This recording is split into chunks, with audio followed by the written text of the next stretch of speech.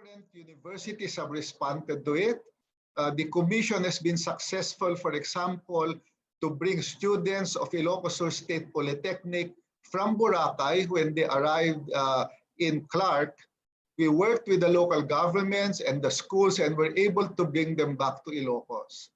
But in the case of UP Los Baños, they tried to bring students to Pangasinan and they were stopped in the boundary and were refused entry by the local governments.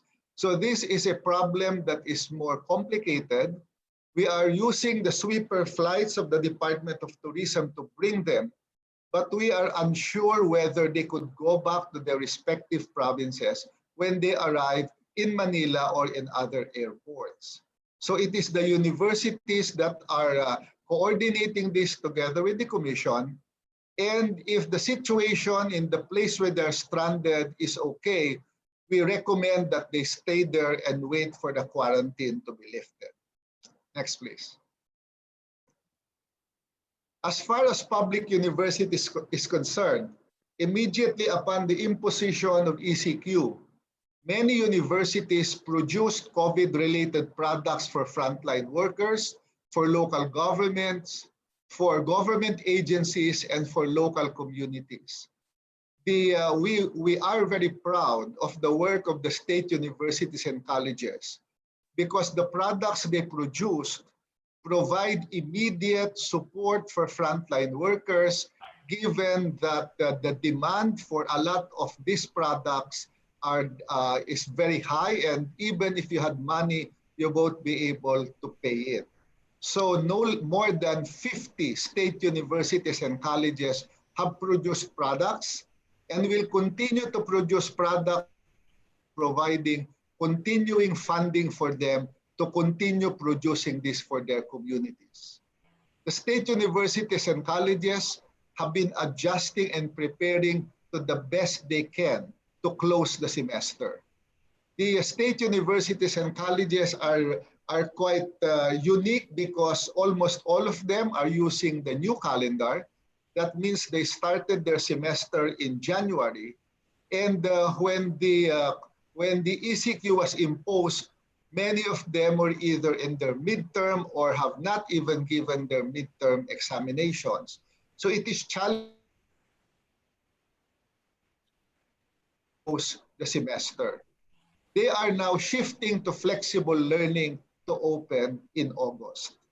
Some other state universities and colleges are helping local governments establish quarantine centers.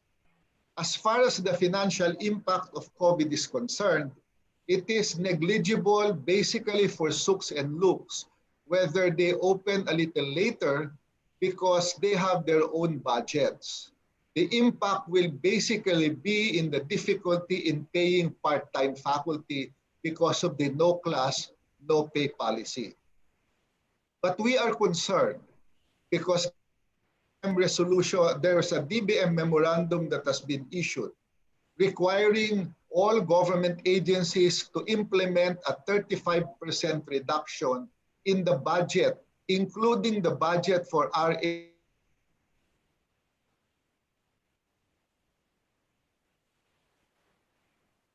of tuition and miscellaneous fees that we will give to state universities and colleges.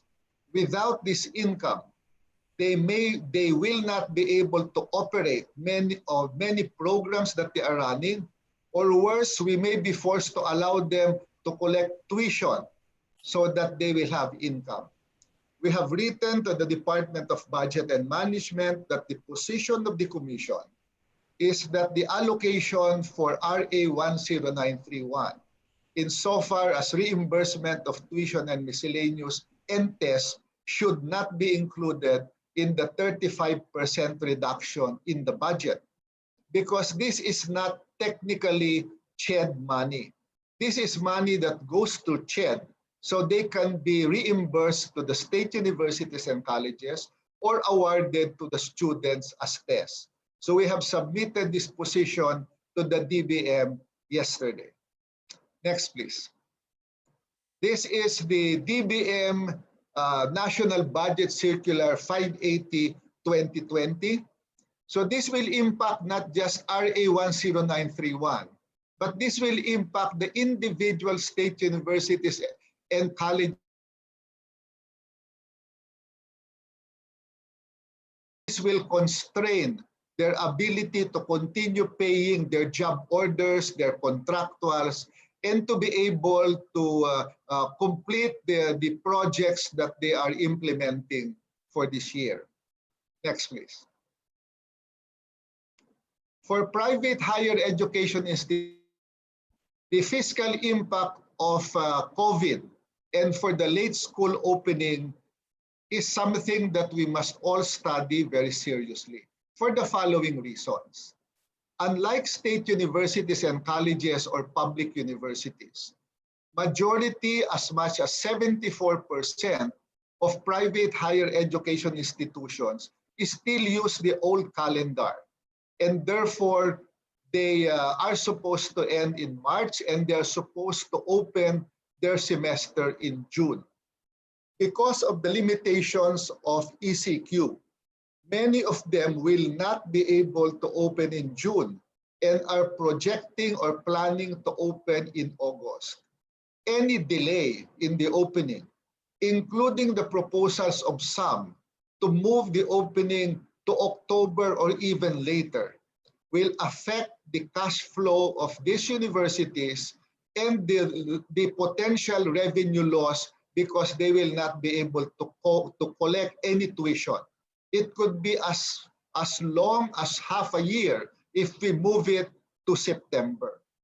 Therefore, the position of private HEIs must be seriously considered in any policies that we make. This is the position that I have taken in the IATF because I said, if they reduce their workforce or worse, if they close, the ones to be affected are not the private universities only.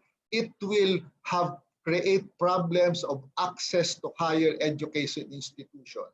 In short, many students will not be able to enroll if the private universities close. I am happy to announce or to report that in the last IATF meeting, I was able to convince the IATF to let COCOPEA present its position. This is actually rarely done in the IATF because the IATF really is a meeting of government agencies. But I'd like to thank the leadership of IATF because they allowed COCOPEA to speak in the IATF meeting, and the Department of Finance in particular is interested to work with. Just need to crunch numbers on the losses that they are getting. But we will get more of this when COCOPEA speaks. Next, please.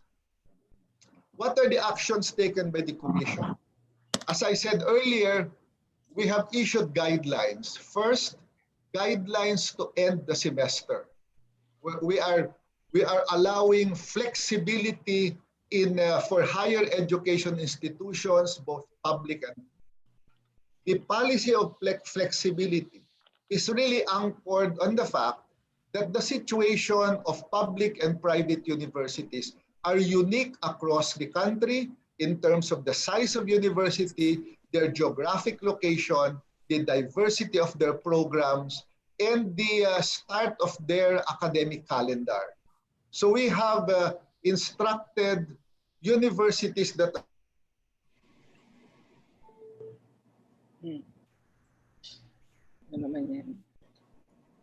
have more than enough basis to close the calendar since their regular semester would have ended in end of March.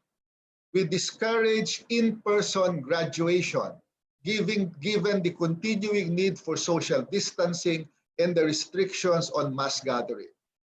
And we have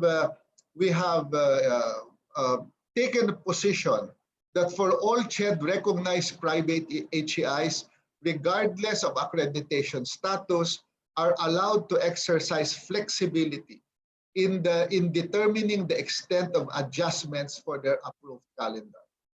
Next, please.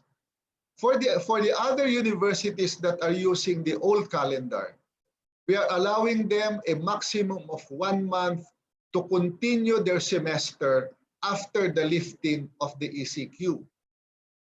This is premised on the fact that this one semester will use flexible learning, will be used to complete the requirements for students so that they can be graded, and their credentials be prepared so they can graduate.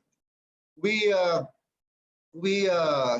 Commission has stated that for degree programs that require clinical duties, such as those for medicine, nursing, and allied health programs, we are giving flexible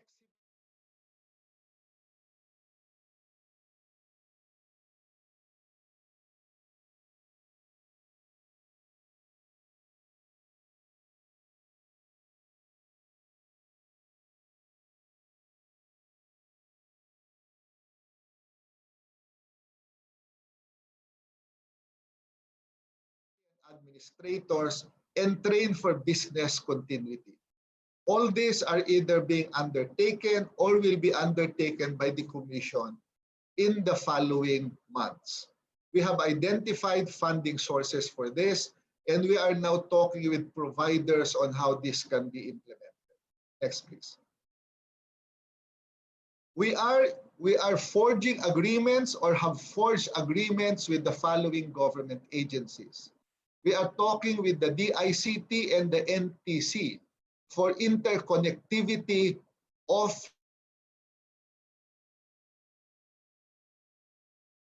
and the strength of their internet signals and finding ways on how to improve it. We have agreed with the PRC that all examinations, all licensure exams until June have been canceled.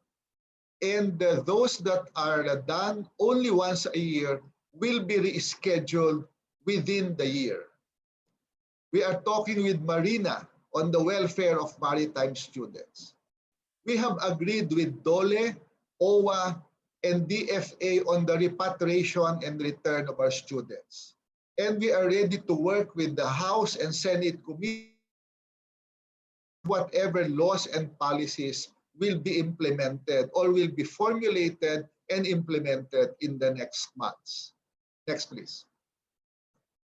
The higher education institutions are either undertaking or shall undertake the following: designing on how to limit physical interaction of students and faculty in school premises by implementing continuity of inclusive or flexible education approach by the use of appropriate modes of delivery, making sure that social distancing can be designed, mandatory wearing of masks and provision of alcohol, and other health requirements that the DOH has already formulated, and we will work with the HEIs on how they can best implement this in their respective universities.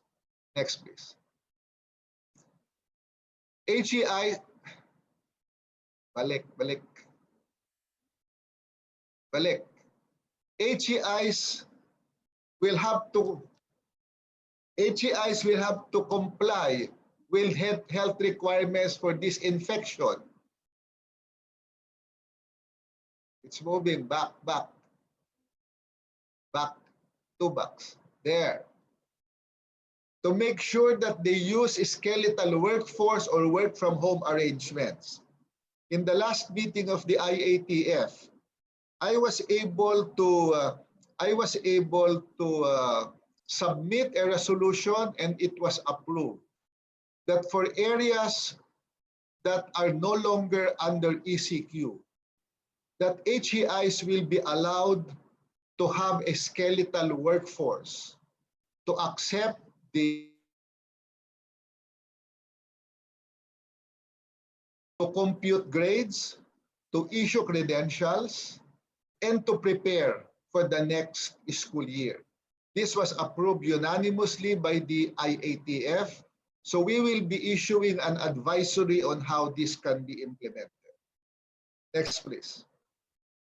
So what are the things that will happen in the next 2 to 3 months? There are 2 areas. One is ensuring that there is preparedness for HEIs. and the other one is preparing for the school opening. Next, please.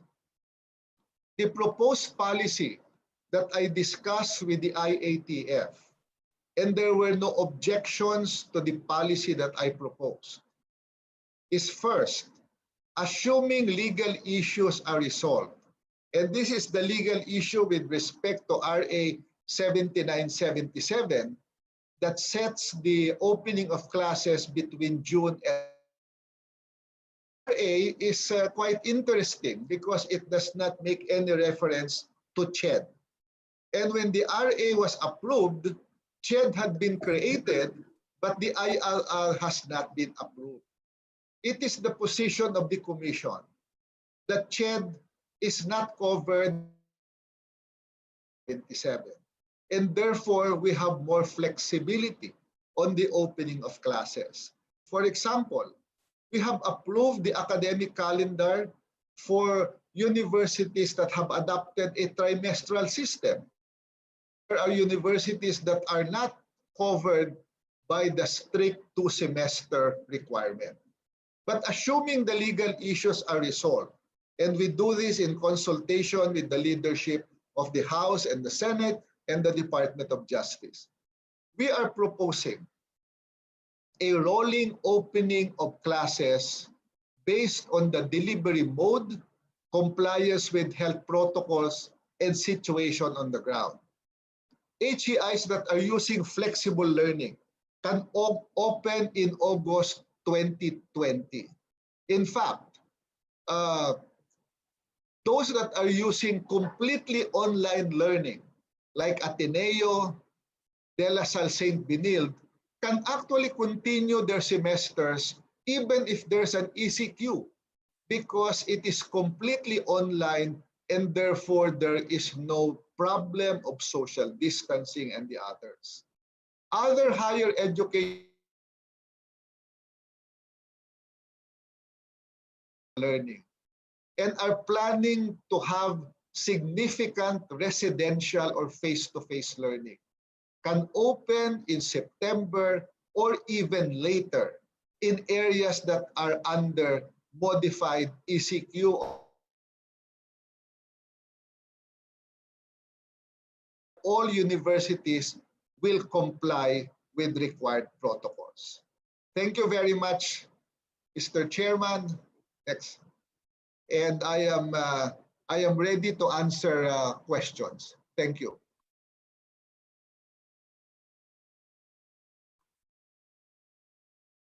Thank you very much, Chairman Popoy. At this point, before we continue, I'd like to introduce two of our fellow congressmen and women. We have Representative Christine Alexis, tutor of the 3rd District of Bohol. We have also Representative Divine Grace Yu of the 1st District of Zamboanga del Sur. Good afternoon. So let's, any reaction from first from our congressmen present, then we'll go into the question and answer portion. Let me shoot the first question. You mentioned earlier,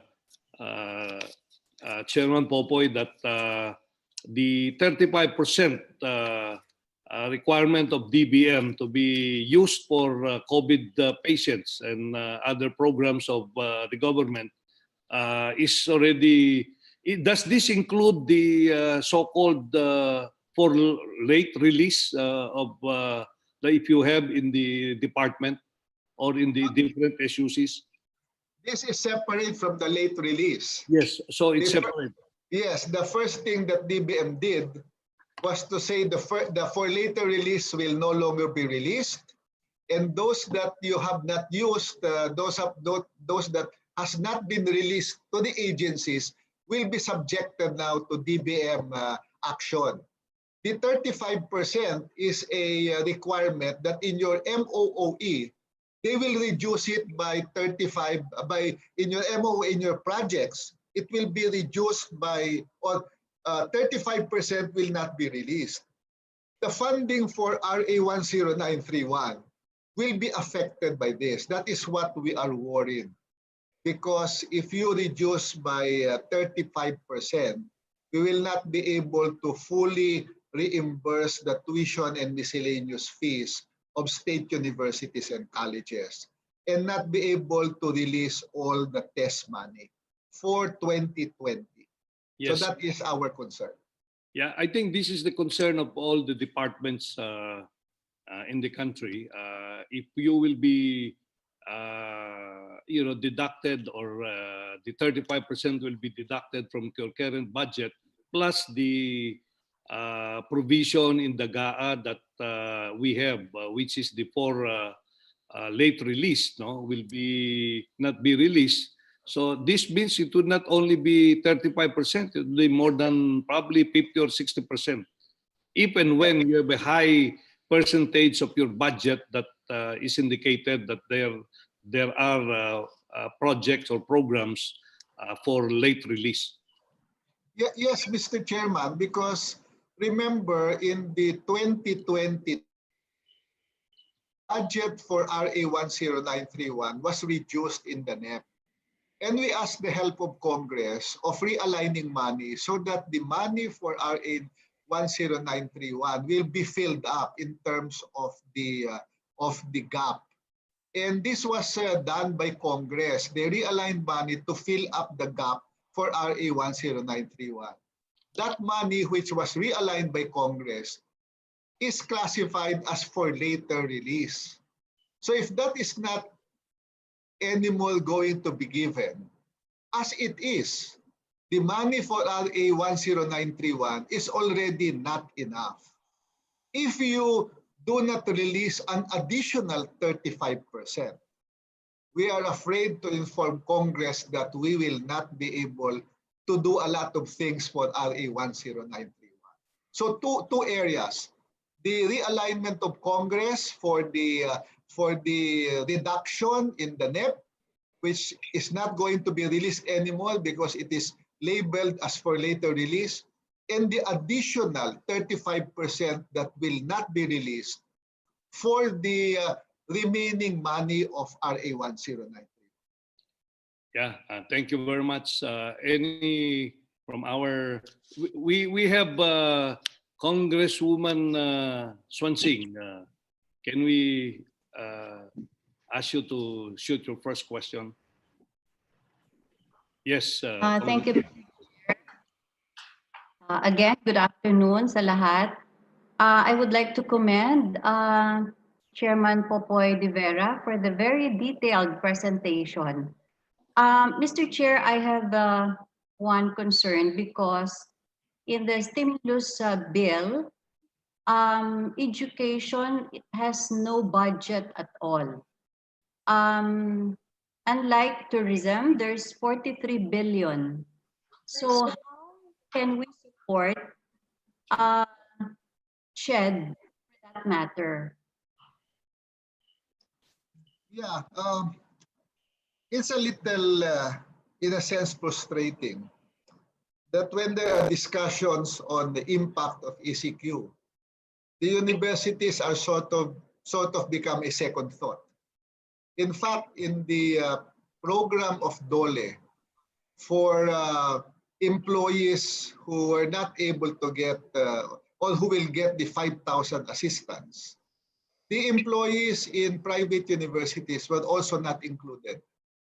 The premise being that you pay the salaries of faculty members even during summer. Medyo nakalimutan. The emphasis was on the informal sector, on workers, etc. Doon sa stimulus package, ganun din. Parang nakaligtaan. And the COCOPEA has submitted to NEDA, has submitted to the Department of Finance their proposals. We need the help of the members of Congress to push for this so that educational institutions do not become an afterthought when we talk about stimulus. We will have a separate bill that will address the education sector in the country. As I've stated earlier, truly, it was not included in the stimulus package bill that was proposed. exempt the use of the 2 billion pesos given to CHED by the TESDA. But it's already there, you know, you are using it. You can use it for whatever reason you want to use. No? So I think we will highly consider this as a major action item. And that's precisely the reason why we are here today. Yes, Congresswoman Swansea, please continue. Thank you for that, Mr. Chair. Please, let's appeal to the authors maybe of the bill if we can include education in the stimulus package. Number two, Mr. Chair, my concern is on the students. How can we assist the students, most especially those who are in the private schools, where their parents lost their jobs, or students in the SOOPs, they are free already. Their tuition is already free and miscellaneous. But for students who have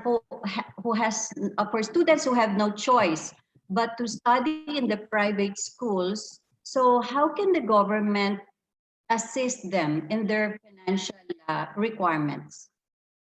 Thank you, Mr. Chairman. There's an existing student financial assistance program under RA 10931, where students can get loans, and if they pay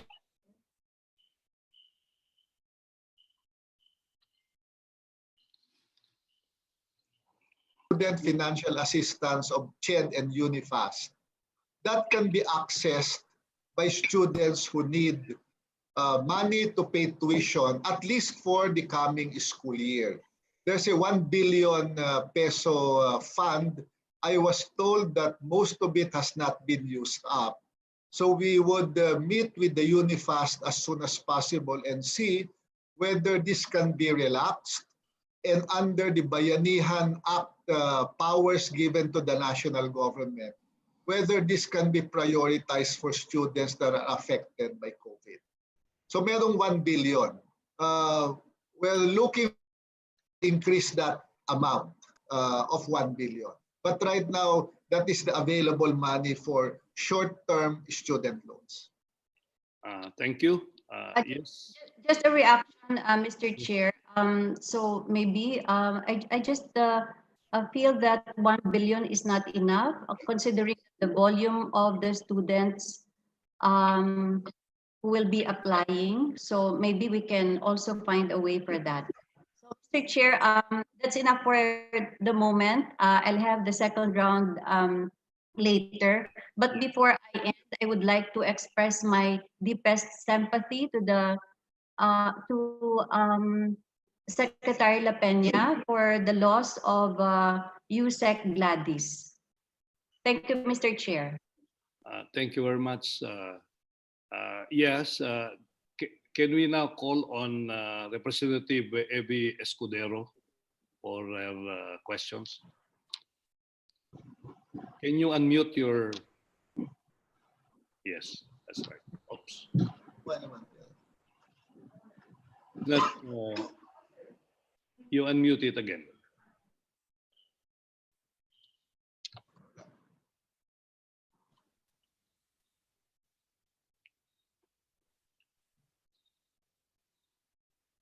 Kung Evie, we cannot hear you yet. Or you can press the space bar, Kong Evie.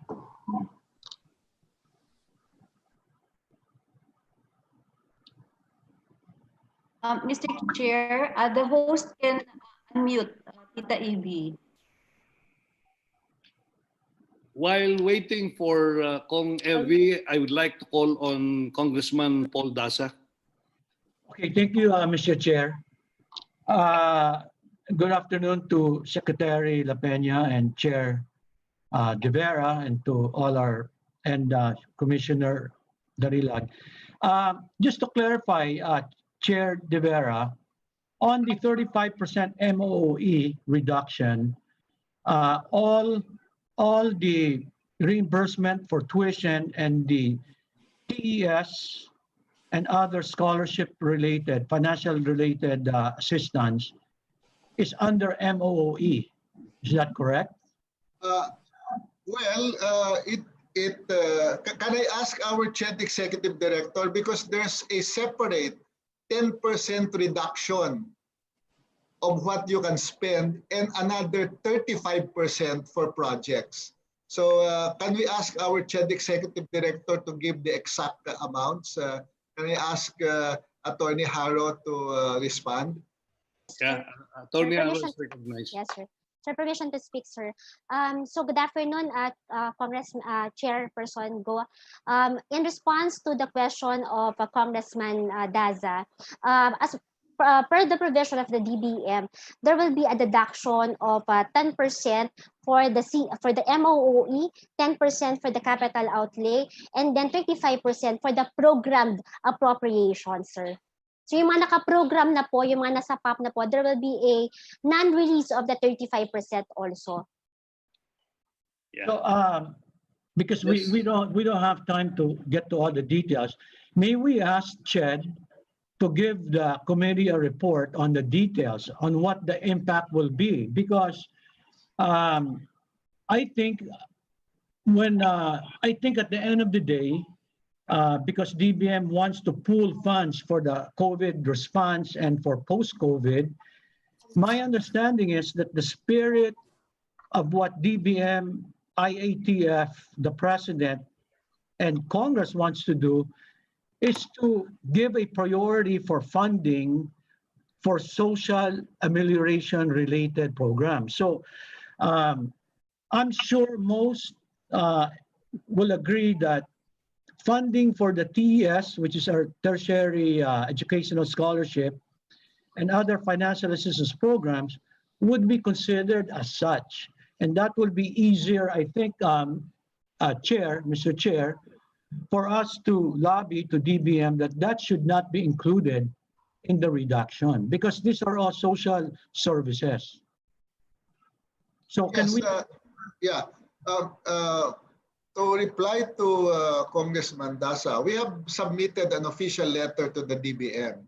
Number one, saying that as far as the commission is concerned, we are requesting that the reduction in the reimbursement of tuition and miscellaneous and TEST be excluded. But we have also identified other projects and funds in CHED that we are ready to give up. So we have identified already those that we will no longer continue, we do not intend to continue and give up. And negotiating that the giving up of the money will already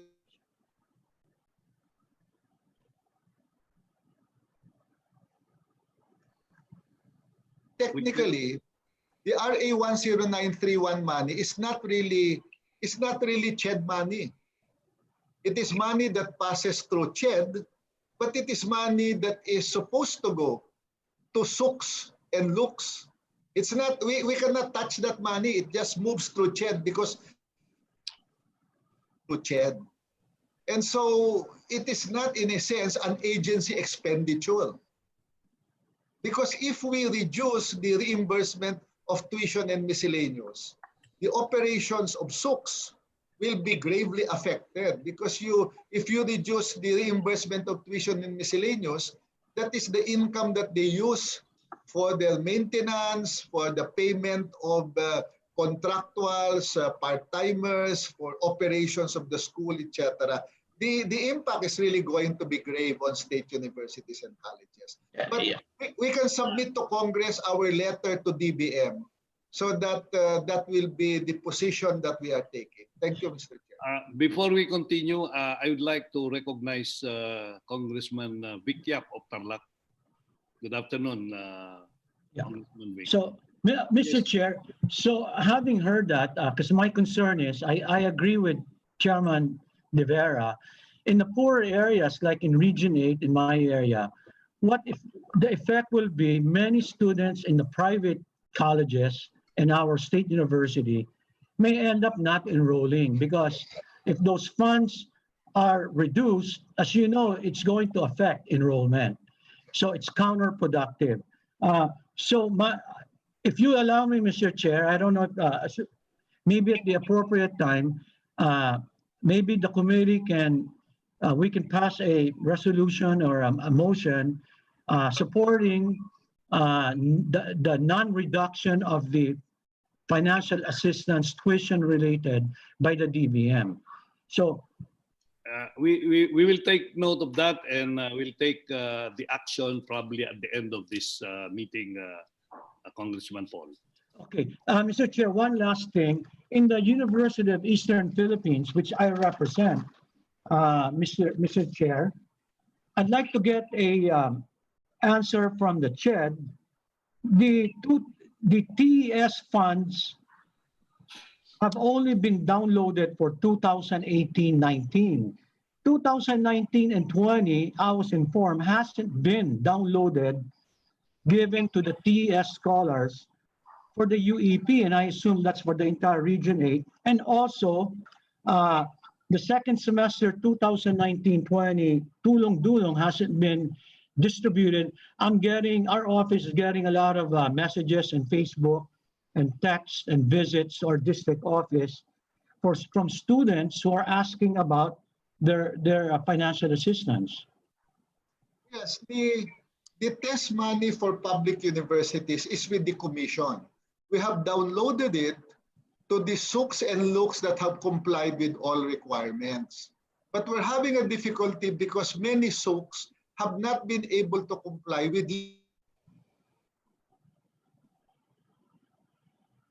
because many of them either went skeletal or stopped going to work. Their ability to comply was also affected. But we have released to, how many have released, Executive Director Cindy? We've released to how many SUCs and LUCs? Sir, we were able to release to 51 SUCs and LUCs which have complied with our documentary requirements, sir. An amount of almost 400 million was already downloaded for the purpose of the payment of the test for SUCs and LUCs, sir. Yeah, because they cannot get any additional money until they liquidate the previous money that they have, and many of them are having difficulty doing the liquidation. That is the problem. So we're looking at any other ways that can be done, because if we release the money, the Commission on Audit will go after us. That is the problem. Well, Mr. Chair, 51 out of 113 SUCs is less than half. Yes. So it's not good, because with DBM now taking away realigning funds, we need to fast track that. Now, my request, because I'd like to wrap up so the next ones can ask, could you please assign someone to specifically discuss my concerns with UEP in Region 8? Who would that be on the releases of these funds, compliance with documentation and all of that? Who could you assign?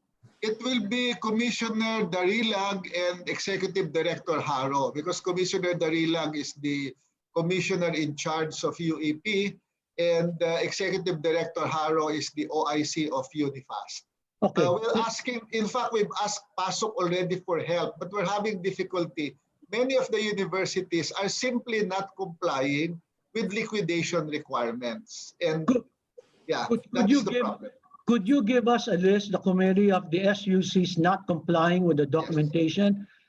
Yes. So the members can help their SUCs get the funds out. Yes, Executive Director Haro will submit a list to the committee within the day, Edi Haro? Yes, sir, we are ready. Yes. Yes, sir, we can. Okay. Okay, thank you. Thank you, Chairman. Thank you very much. We took note of the request of Congressman Paul. I hope we will receive the documents probably today or tomorrow. Can we call now Congresswoman Evie? Yeah. Thank you. Good afternoon, Mr. Chair. Good afternoon, Chairman Popo de Vera. Ang tanong ko lang, Chairman, because in the SUCs, marami dito na part-time teachers or lecturers who are working na hindi naman sila regular faculty.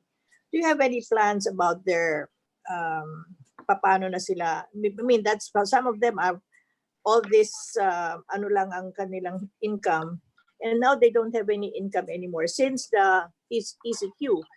I wonder what help you're going to give them at this time of COVID-19. meron ba tayong tulong sa kanila, or are we just having them just stay there kasi wala naman silang sweldo for the time being since there are no classes? Kasi syempre, no classes, no salary.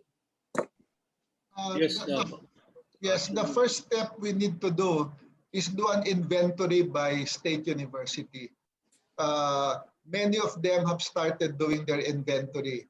For the SUCs, their problem is the DBM circular says you cannot have More than, that is part of the DBM recommendation. So the proper step would be for the SUC to first discuss it in their respective boards on how they intend to address this problem, and then bring it to the commission so that we could have a policy for all the SUCs. Pero iba-iba yung situation kasi may mga SUC na malaki talaga yung number ng part-timers, meron namang konti lang. So the impact is different across the state universities. But we don't, as of this moment, we don't have an assessment of the gravity of the situation. as of now. As of Pero, now, wala. Yeah, kasi I think you will have the gravity by siguro 3 or 4 months from Yes. now, especially if you do not open soon Yes. the SUCs. Isa pa, Chairman, you were saying that teachers should be using more or less online technology for teaching.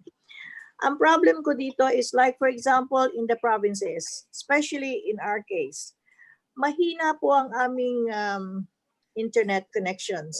How would we go about all of this educational system na ngayon na instead of students going to classes, they have to go into an internet facility, etc. Pero wala nga kaming internet facilities in the province. So how will we help the students?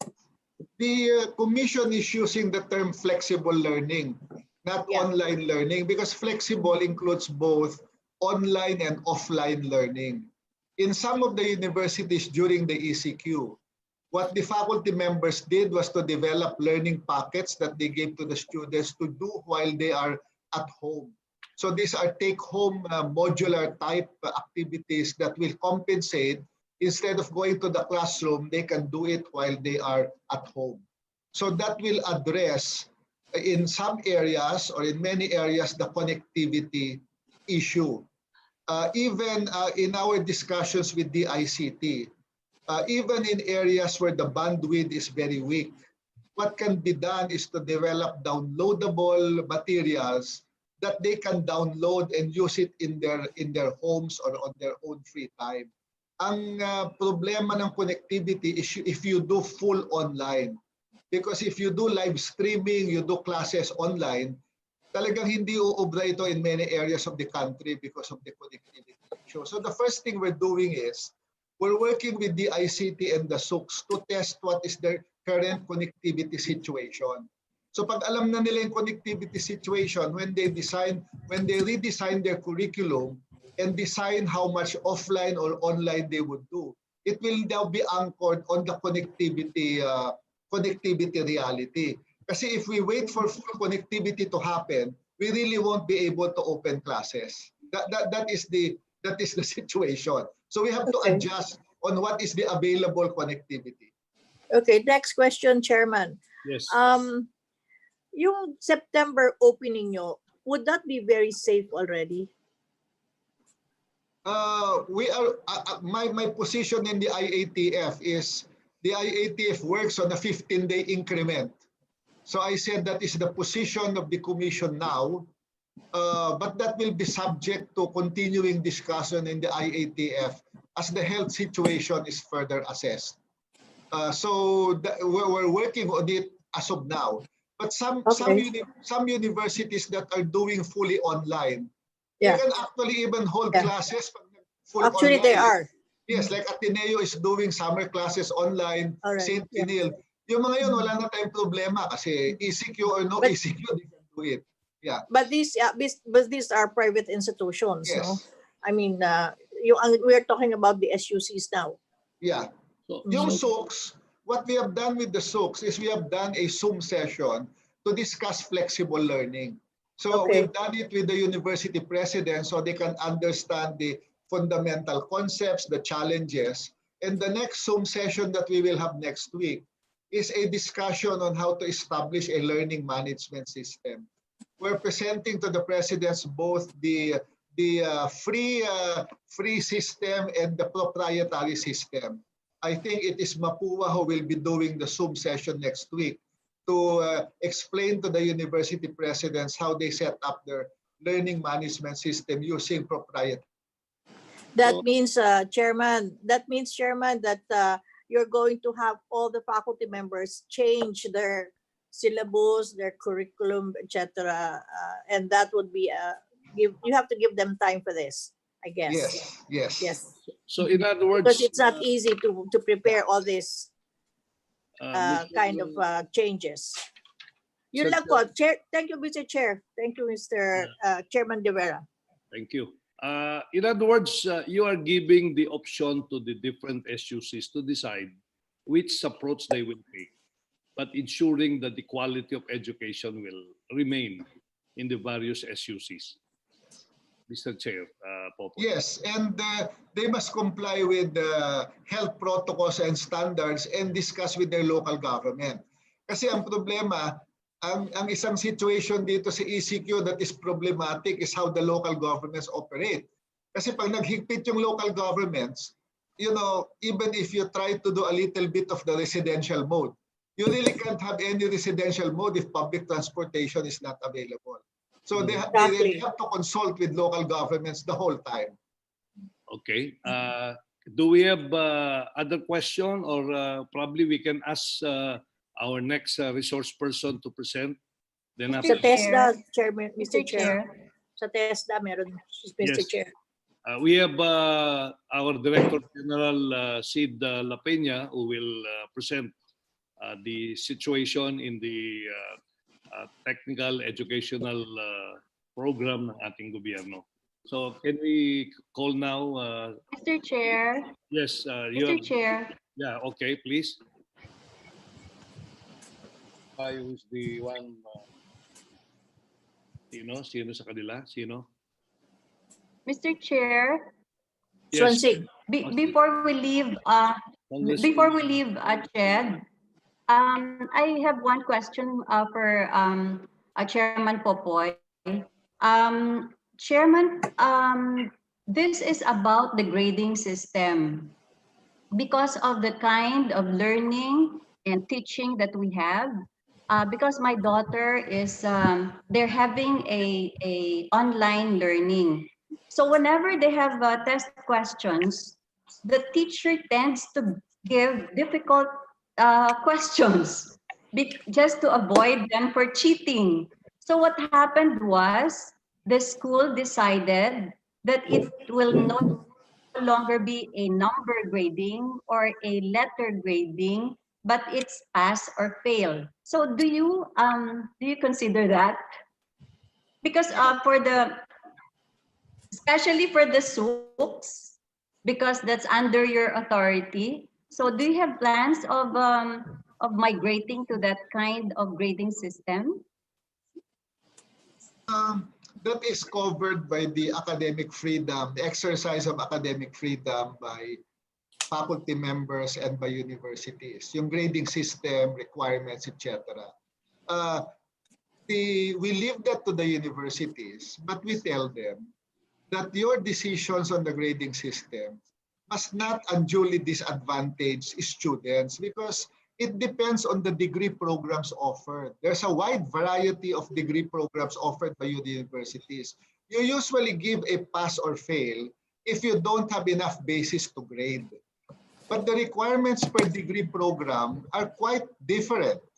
And so there should be no unilateral decision that will cover everyone and disadvantage others.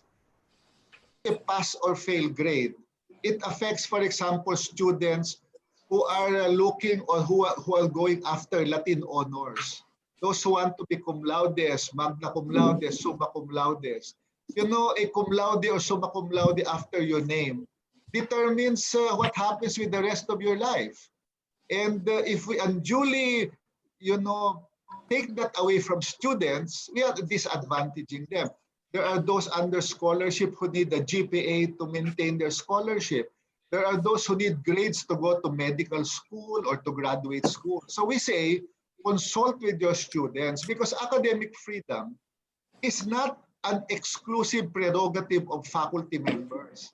When you exercise academic freedom, it must be in consultation with the students. Because when you started the semester, your agreement was numeric grades. And your agreement is you're going to have X number of exams and how the grade will be computed. Any unilateral change in the agreement of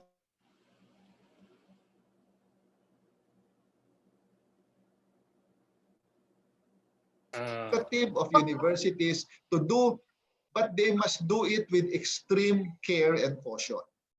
Thank you. Okay, so it's good to know that that is possible, because there are some universities that they consult their students, and then the students that are running for honors, they chose the number grading. So it's good to know, Chairman Popoy, that that is possible. Thank you very much. Thank you, Chair.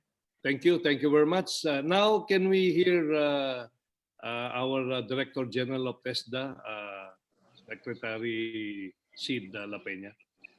Please. Honorable Chairman and the members of this honorable committee, the Committee on Higher and Technical Education. Magandang hapon po sa inyong lahat. I am with two of my deputies, Deputy Director General Rose Ordaneta and Deputy Director General Rina Sarmiento, and Executive Director Marisa Legaspi. And before I start with my briefing, I would like to thank Congresswoman Swansing for his statement of sympathy for the passing away of our Deputy Director General Gladys Rosales. Indeed, she passed away while performing her official function duties, attending to meetings despite the risk of the coronavirus that time. So she passed away April 3. The first symptom appeared on March 17, 2 days after the enhanced community quarantine was declared, and barely 2 weeks she passed away. But she deserves to be given a tribute for what she had been doing without fear of the coronavirus. Kahit na ano yung mga inaatindaran niya, she went on to perform her duties and responsibilities. Maraming salamat po, Congresswoman Swansea, for the expression of sympathy. So without, may I now proceed with our presentation. Well, I would like to thank the committee for giving us this opportunity to render our report on the technical, vocational education and training situation. What TESDA has been doing, or what TESDA has done and has been doing during the enhanced community quarantine, and our way forward. And indeed, the coronavirus has made our Tibet very difficult. In fact, it has changed many programs that already prepared for implementation. But it's something that we are not prepared of. In fact, nobody expected this. Even the powerful countries were also. So we just have to do things that adapting to the situation. And so we did several actions during enhanced community quarantine, while preparing for the way forward. And without much ado, my request Executive Director Marisa Ligas to make the presentation for TESDA. So, go ahead,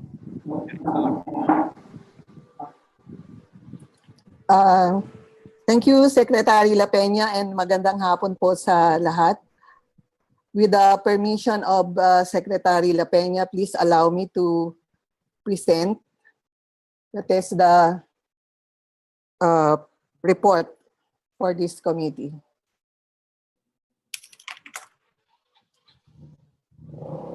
Share ko lang po muna.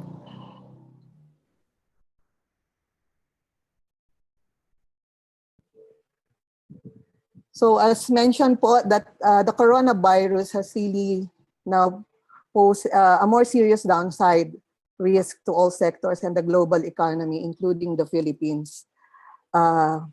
President Rodrigo Duterte has imposed the enhanced community quarantine and stringent social distancing and other precautionary measures in the various parts of the country, including especially the NCR, effective last March 17, and was extended up to May 15, 2020.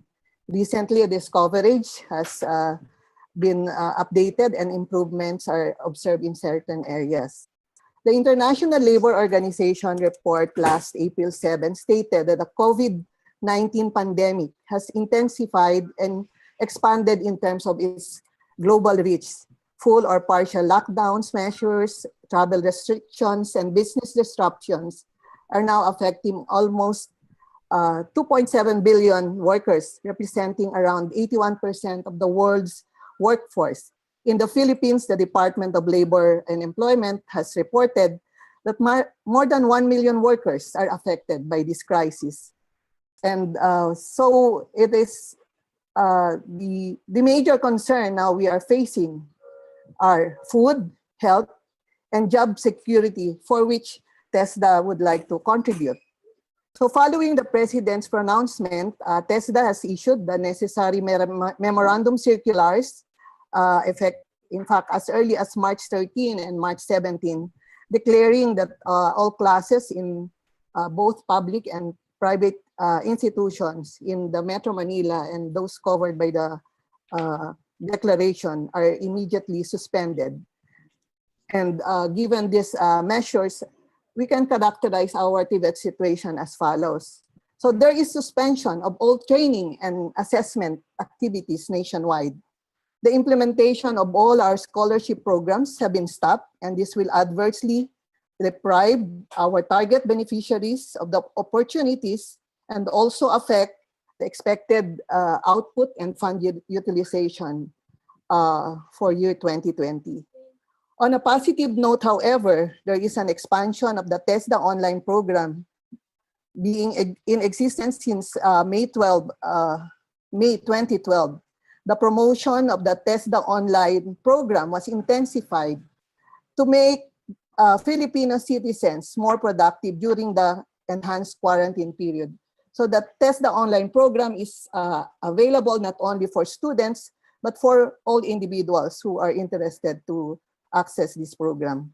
Currently, our TESDA online program offers a total of 68 online courses available at the eTESDA learning portal, where students and other individuals can access courses and materials.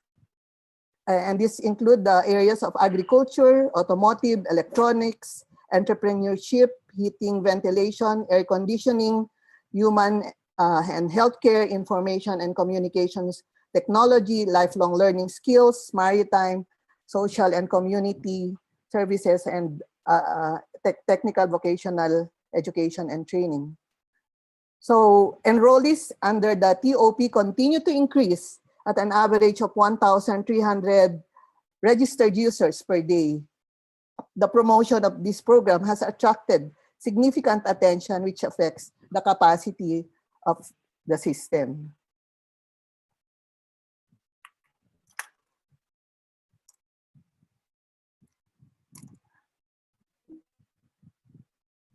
So in terms of employment impact, we have seen that this will affect both the trainers and assessors in the Tibet sectors.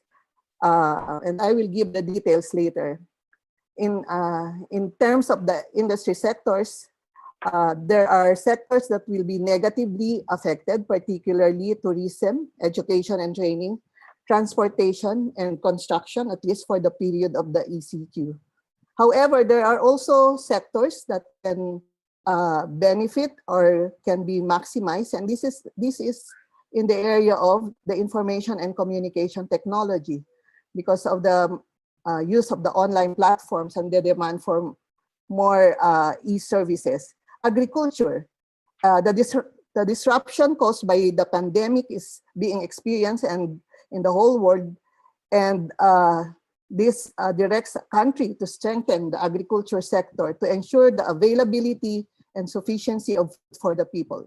Health and wellness, the medical assistance is the most critical sector in addressing the pandemic, and not only medical professionals are being tapped to provide assistance, but even barangay health workers, especially for the LGUs. The pharmaceutical industry is also booming during this time, as people are concerned in boosting the immune system, and likewise the search for vaccine and medicine.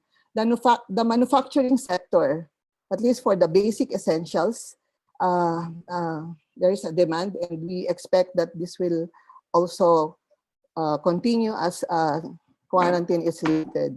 Then the logistics, along with the manufacturing industry, is the need for transport and to deliver these goods and services to those requiring them. So going into the details, as of March 31, 2020, we have a total of 3,329 competency assessors that are affected, and that represents 31%, because totally our competency assessment has been suspended, because most of our assessment is conducted face-to-face. And these assessors are being utilized in 2,085 assessment centers, majority of which, or 93.72%, are private assessment centers.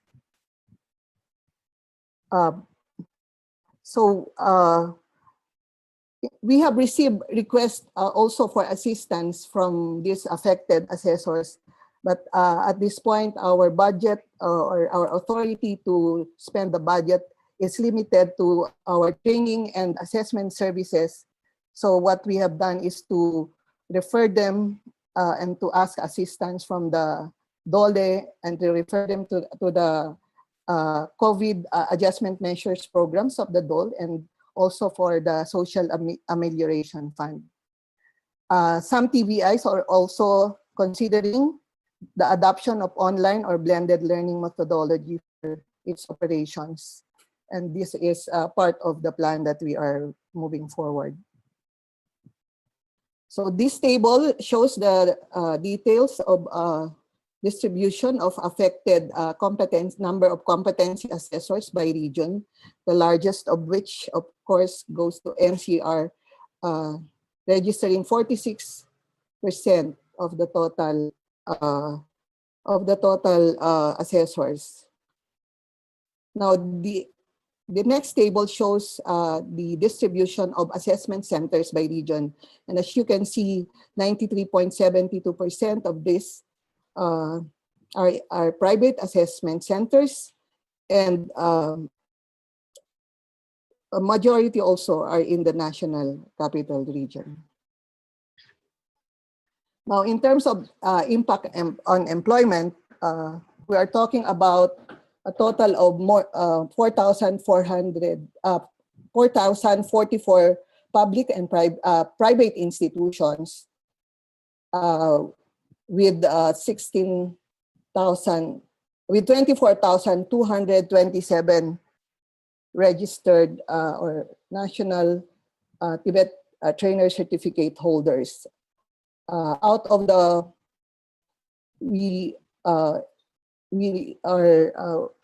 all these private institutions are affected by this COVID pandemic. So all the trainers and staff of these private institutions are affected. We have a total of 303 programs. Based on the rapid assessment that was done by TESDA, we have a total of 303 programs and 171 TVIs that are closed due to lack of enrollment from January to March. And we will have the final result by end of April on the of this rapid assessment. To date, we have received responses from 800.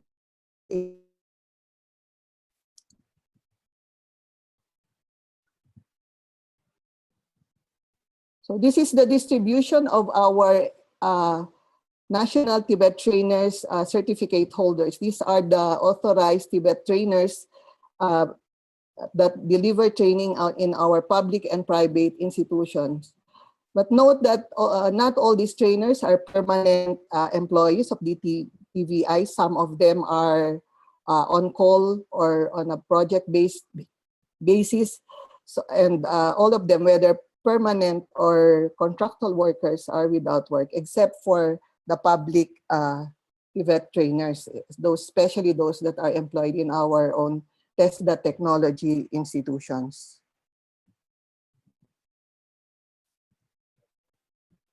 So in terms of impact on our funds, we have realigned, or this is the total fund that was not released already by DBM. This is part of the for later release, and this has been contributed to the social amelioration program, and that amounts to 2.10 billion. And this came from the Tulong Trabajo Scholarship Program with 1.015 billion.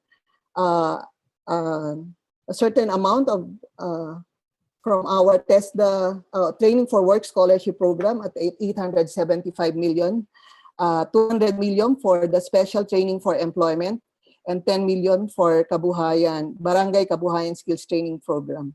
So from these slush funds, we are estimating that 116 scholarship slots or scholars will be affected. So, but the remaining funds of 6.58 billion that we have are being prioritized to address the immediate needs of the national government under this COVID pandemic. And these are, these include the following: continuing production of PPEs and other health-related products related to COVID, training and other assistance related to food security and its support industries, a planned stimulus training package and other assistance to affected sectors during this crisis, especially workers that will be displaced in MSMEs, our returning OFWs, the IP communities, and other marginalized sectors under covered under EO70.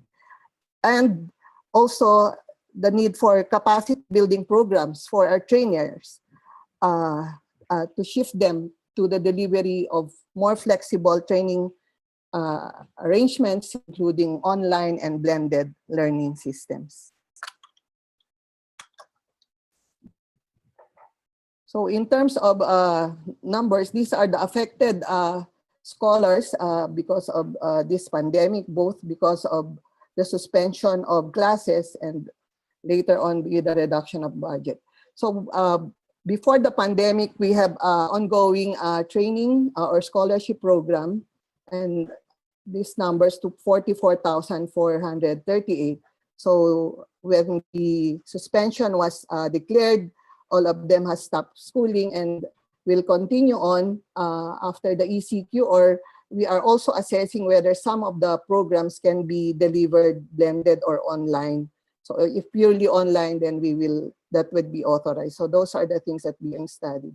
We are also looking at 7,725 scholars under the UAQT, or the test component of the UAQT, as well as the future enrollees at 157,515. So we have calculated our targets based on the reduction of budget, and as you can see, our target from the original has been reduced by 52% because of the slash in the budget that will be the slash in the budget that were taken from TESDA. That's 2.10 billion, representing 25% of the total scholarship budget that we have. Now, as mentioned, we have seen a positive response to the TESDA online program, and based on our monitoring during the pandemic period, that is when the declaration of the quarantine was made, we have 82,977 new top users, making a total of 201,928 active users for the whole period. So effectively, while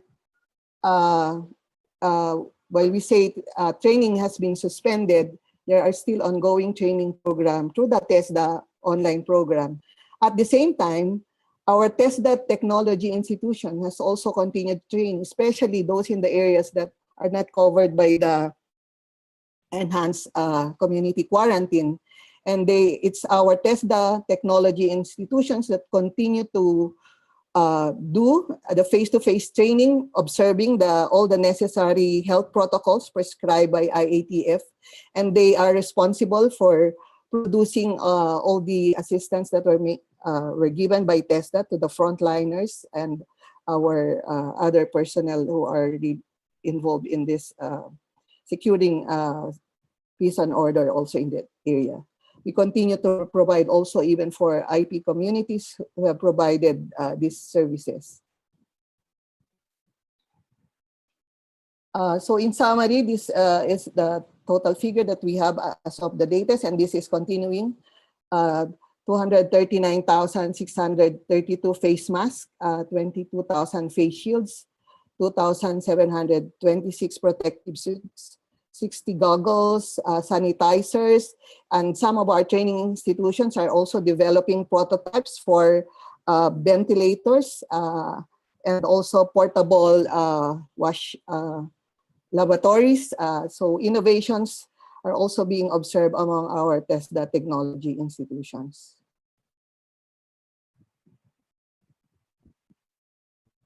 So TESDA has been preparing immensely to resume training and assessment activities once these are allowed by the authorities. But given that there is no imminent vaccine to be developed and deployed in the foreseeable future, TESDA and its workforce will be working and operating with the COVID-19 environment. Thus, given the current and emerging situation in the country, we have crafted the TESDA operations plan to guide our activities, and we anchor this operations plan on the following.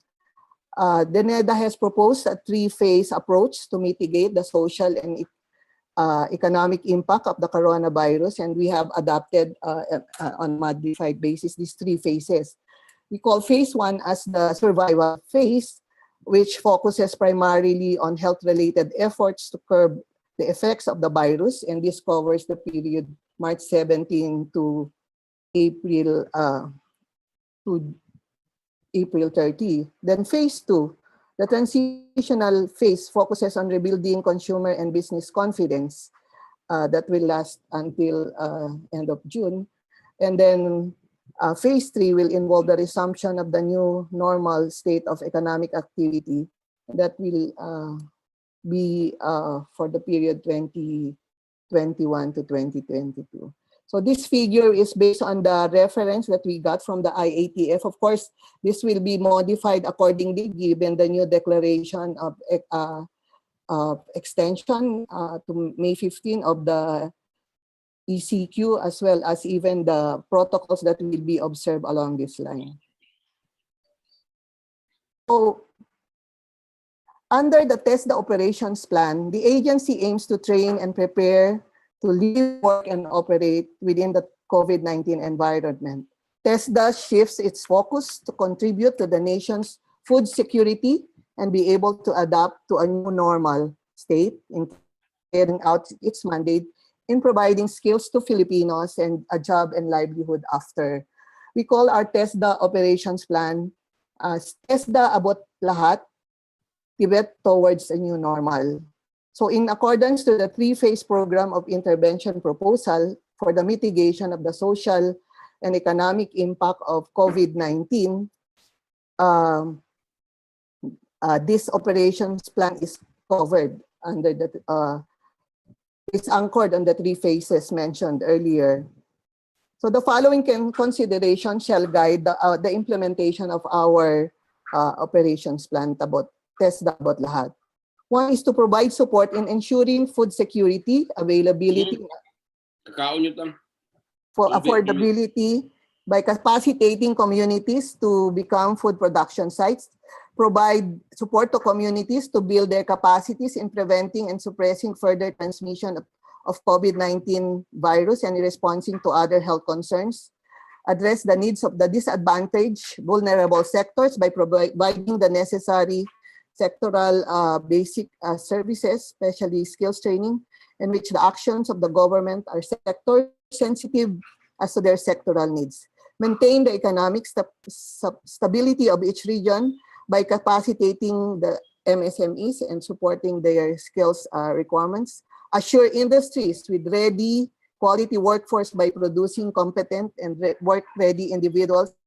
Devise innovative means of implementing Tibet programs and services, and consider the value chain approach in as such, and ensure that all TESDA personnel and are trained to work and adapt to the COVID-19 environment, and also assure the continuity of agency's mandate and achievement of targets by the end of the year.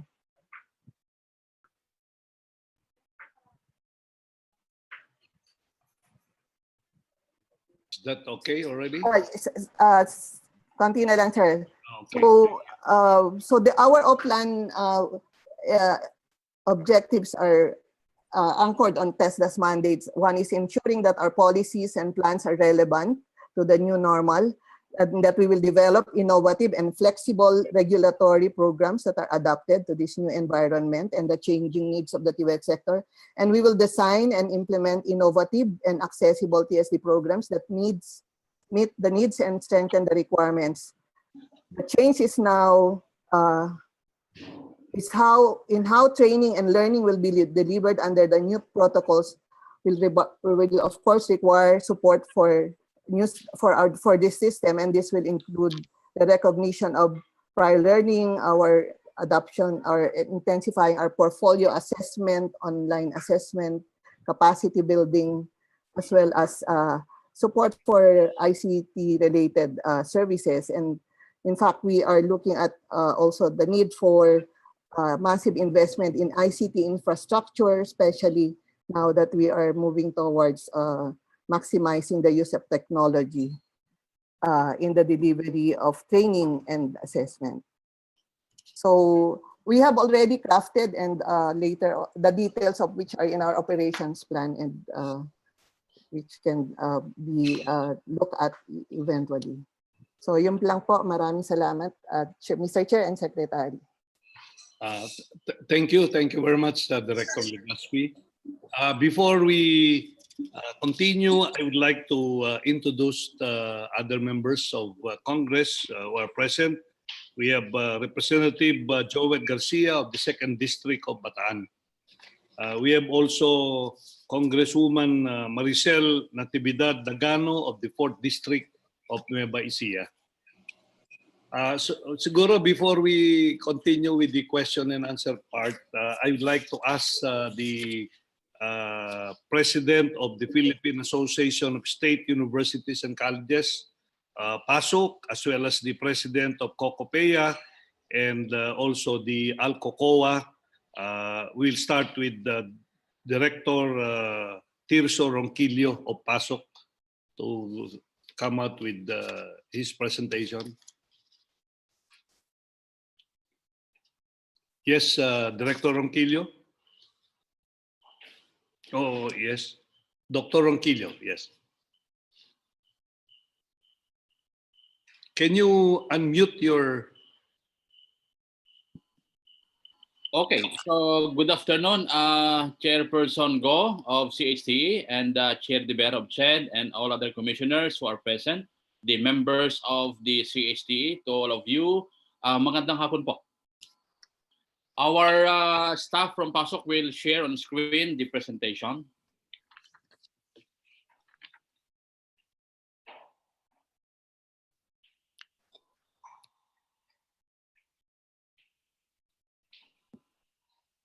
While Chairperson De Vera already had presented the glimpse of what CHED is doing or coordinating with our SUCs with regards to COVID pandemic, I would like to present some details on the status of state universities as we respond to this COVID-19.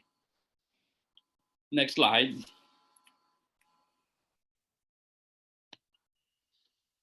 We have seen the effect of COVID-19 in all sectors, and undeniably, higher education, particularly SUCs, are affected by this pandemic. In the next slide, we can see the next slide. Who is at stake? We have 112 state universities all over the country, including 430 satellite campuses, with around 1.3 million students enrolled in our system. We have 70,000 faculty and staff, 35,000 of which is faculty members, 25,000 of which are admin staff, and 10,000 of which are guest lecturers.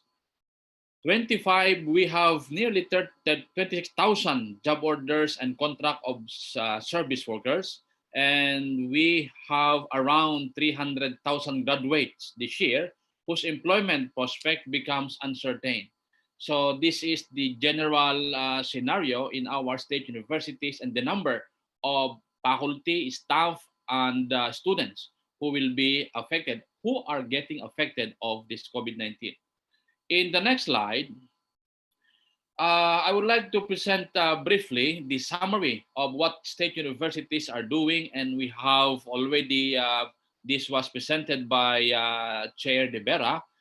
In summary, we have 53 of our SUCs who are making face masks and face shields. 13 SUCs are designed misting and disinfecting booths that were stationed in checkpoints and geographical boundaries of their communities, and 41 of our state universities from Luzon, Visayas, and Mindanao produce alcohol and other disinfectants.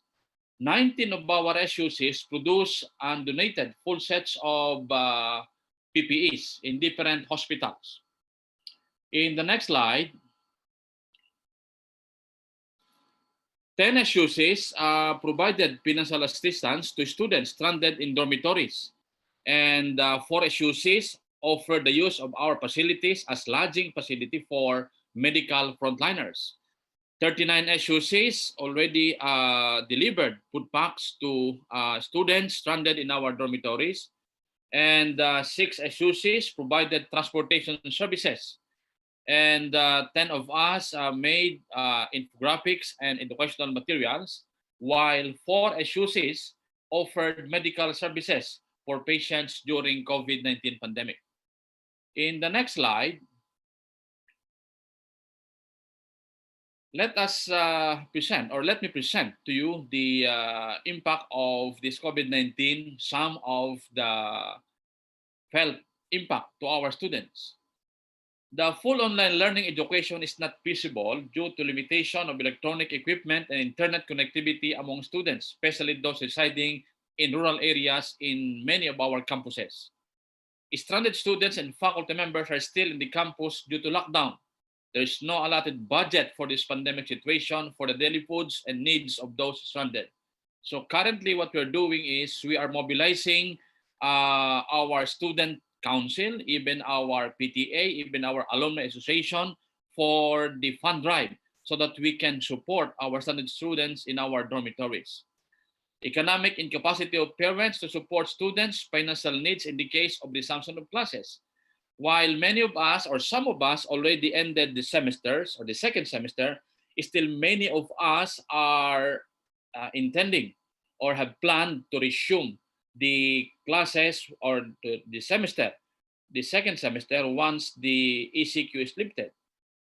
Now, our problem is the incapacity of many of our students, because they belong to the family whose economic support is also challenged.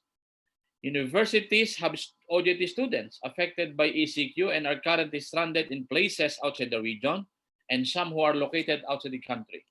The pandemic may increase the number of dropout students for the reason that may be forced to look for job to help their family ease the financial difficulty and instability brought by ECQ. Later, I'll be presenting the projected number of students who will be affected by this. In the next slide, for faculty and staff, how our faculty and staff are affected by this COVID pandemic. Some faculty members don't have the exposure or experience on using educational application and has no training to facilitate distance learning. Payments of salaries of faculty members, including those who work as part-time instructors or lecturers, casual and contractual during the extension of classes. Establishing compensation parameters for job orders and contractual workers, and inclusion of the SUC's job order contract of workers and their other low-income earners as recipient of the social amelioration program. This is our prayers that the job orders and contract of service workers in our SUCs be also included in the social amelioration programs. Next slide. For administration, not all SUCs are well equipped to implement school-wide online learning modalities due to limited ICT facility and, of course, challenge in funding. Delayed implementation of planned activities which will surely affect budget utilization rate, organizational targets, and overall performance in all the purple functions of universities, including instruction, research, extension, and production. Our challenge also is how to meet the deliverables as stated in the 2020 GAA targets, especially the infrastructure projects. As written in and mentioned also by the chair, our infrastructure project will be affected by the recent release DBM NBC 580 because the 35% deduction in the appropriation for our capital outlay is really a big challenge.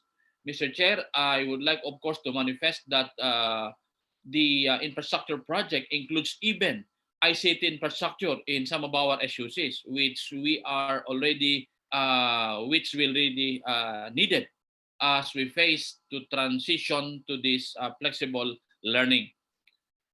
In the next slide, we also have query on granting and charging of leave credits during this period of ECQ. As we all know, many of our staff or a number of our staffs are even deployed during even the enhanced community quarantine to act as a skeletal workforce. Our challenge also is the limited classroom space to accommodate our students observing physical distancing. Insufficient fund and time constraint to establish platform for automation of transaction in offices. So that's our challenge now, to establish a platform to automate these offices, because if we will resort to work from home arrangement, the challenge is the readiness of our offices and our SUCs to adapt to this ICT-enabled working environment. Use of SUC facilities, classrooms as quarantine area will greatly affect even the resumption of classes and operation of SUCs. Because as reported by the chair, a number of our SUCs are already being used or utilized as quarantine areas. So if this COVID pandemic will escalate, our challenge now is when classes resume, our classrooms will not be available because of this challenge. Providing mobility services and transportation for skeletal workforce who do not have personal vehicles. As we need to continue the services to our stakeholders in the university during this ECQ, we need to deploy this skeletal workforce. Now the challenge is the transportation services for them. providing adequate medical facilities, equipment, and supplies which can aid the needs of students and employees in times of health emergency is also a challenge among us SUCs. In the next slide, I have here the some data and statistics that we have gathered in the past few days. For the SUCs to participate in this, around 100 of us, 41 SUCs project a decline of enrollment for the forthcoming school year, or nearly 45%. And as projected, around 59,000 students will be dropping out or not enrolling. And 26,849 personnel, this is the number of job orders and contract of service before ECQ, with an estimated budget of 5 billion a year. Now, because of the DBM circular, we have estimated 7,171 personnel. This is the number of projected job orders who may not be renewed if total ban on hiring job orders will be implemented, because that is specified in the DBM and BC 580 that hiring of job order workers, except those frontliners, will be prohibited. Now, we have an estimate of 1.89 billion. This is the project budget needed to renew these job orders or contract of service, subject to further verification, because in our data, this is for 92 SUCs. And we need this 1.89 billion to continue the rehiring of our job orders. As we all know, Mr. Chair, our challenge is the manpower in our university when classes resume, because we don't have enough plantilla or item staff in our universities. As we all know, the admin staff that supports our operation are mostly job order workers, because the limitation on the plantilla items in the government, especially in SUCs, so that our operation will be greatly hampered when job order workers will not be rehired anymore. In the next slide, there are around 9,887 students stranded in our campuses, and estimating that they will be needing 200 peso a day allowance for them to survive. We have estimated that around 2 million will be needed to feed all of them on a daily basis. 4 billion, this is the estimated financial losses or setbacks due to pandemic. This is revenues from various IGPs in our SUCs. So we estimate around 4 billion will be our loss in our IGPs. From 79 SUCs, which comprise 86%, this is the SUCs who already sent billing for the reimbursement of our tuition fees. But at the moment, there is only one SUC who was already paid by Unipass for the second semester billing. This is the data that we gathered from 92 SUCs. Next slide. On estimated financial losses, it must be added the 18 billion capital outlays included in the program appropriations of 112 SUCs that may be discontinued in view of the prevailing conditions set forth in the NBC 580. Most of the 18 billion capital outlays were included in the 4 later release allotment under the 2020 GAA. This will greatly affect the infrastructure development program of SUCs, including the necessary IT infrastructures and support facilities that we will be needing as we shift to this new normal. More pressing is the required 10% reduction in the total release allotment of SUCs and directed to be no longer available for obligation during this year. This would also mean discontinuance of direct or certain program activities and projects that would ensure ease and facility in the delivery of education services. In the next slide, of the 86 SUCs who responded in this quick survey, most of the SUCs are intending to end their second semester of AY 2019-2020 between mid-May to mid-June. Only 5 SUCs have ended or are ending their semester this April 2020, while there are 8 SUCs who plan to extend their semester for 1 month until the end of June. There is a consensus among SUCs that there will be there will no be face-to-face classes anymore, and we will just end the semester beyond April. But instead opting the alternative method to allow the students to comply with the course requirements for the semester and give the faculty enough basis to give grades to students.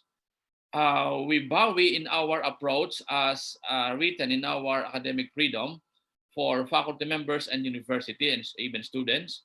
So as we all know, before the ECQ, some of our students or almost all of our SUCs have records of our students. So when we continue our semester, it depends on the additional requirements that the faculty members might be requiring from our students.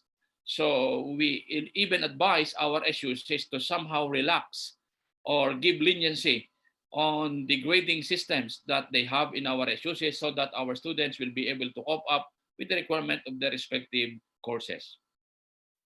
In the next slide, most SUCs will be calibrating their grading system as we have agreed. A numerical rating shall be given based on the performance of the students before the ECQ and compliance with the minimum course requirements. Now on policies, waive and consideration given, as all SUCs adopted alternative flexible learning method for the remainder of the second semester, they adjusted some of its academic policies on grading system, scholastic standing, dropping of subjects, student retention, and considerations were given on thesis, OJT, deadlines, and course requirements. So we extended the deadlines on the submission of course requirements, and even the student retentions or completion of their incomplete grades were given due consideration in our respective SUCs. All SUCs who responded in the survey said they are planning to open the next semester in August, but pending the directive issued by Malacanang and the advisory of the Commission on Higher Education and other concerned local government. On shaping the post-COVID-19 world and resilience in higher education, the country has taken the COVID-19 pandemic seriously.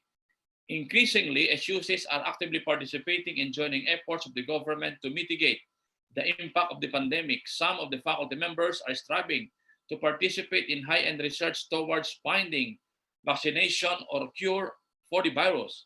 Many are continuously collaborating and communicating with their international counterparts to help each other overcome the effect of this pandemic.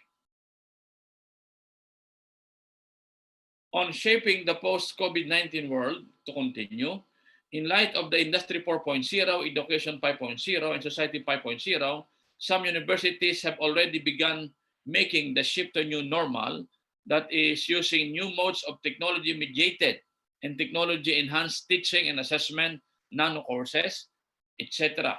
Higher education institutions may start to consider adopting the blended learning method or approach in order to ensure efficient continuity of classes in case of emergencies. Adoption of mixed methods, blended mode of instructional delivery may be considered and is being considered. There may be a shift from residential to mixed modes of instructional depending on the capacity and the capability of both faculty and students. This may be used depending on the readiness of faculty, students' geographical residence, and availability of electronic or internet infrastructure and system. At the current state, the message is clear that there is no going back to old normal, traditional classroom as we know it now. Pasok, to the researchers of Batangas State University, is doing a research on the connectivity of our students in all our SUCs in different campuses that we have. Because as we all know, majority of our campuses in the far south or even in the far north don't have access to the internet. So Pasok now is doing research on the viability of having the internet connectivity in cooperation, of course, or coordination, of course, to the local telco in the respective locality. Okay, so Mr. Chair, so this is so far the situation in our respective SUCs.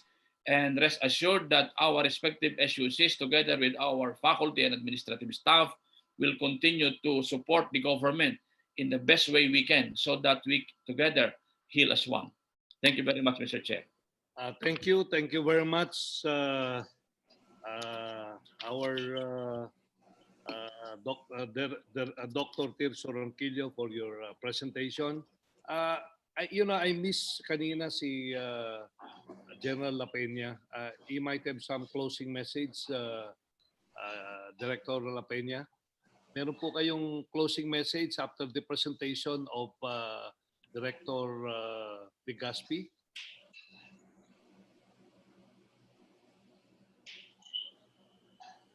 Paki-unmute lang po.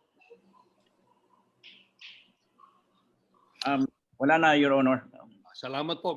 Ano lang po tayo, after this two more presentations, I would like to call now Dr. Raimundo Arcega of Alcocoa to make his presentation. Dr. Arcega? Yes, a pleasant afternoon, Mr. Chair, and to the rest of the members of the Committee on Higher and Technical Education.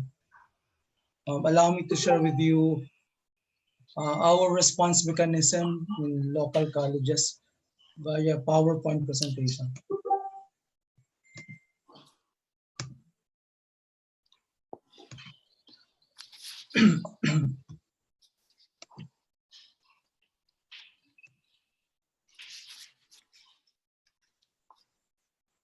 Our presentation, of course, is in support of the presentation of the Commission on Higher Education to our dear Chairman, Popoy De Vera, and the rest of the officials of CHED.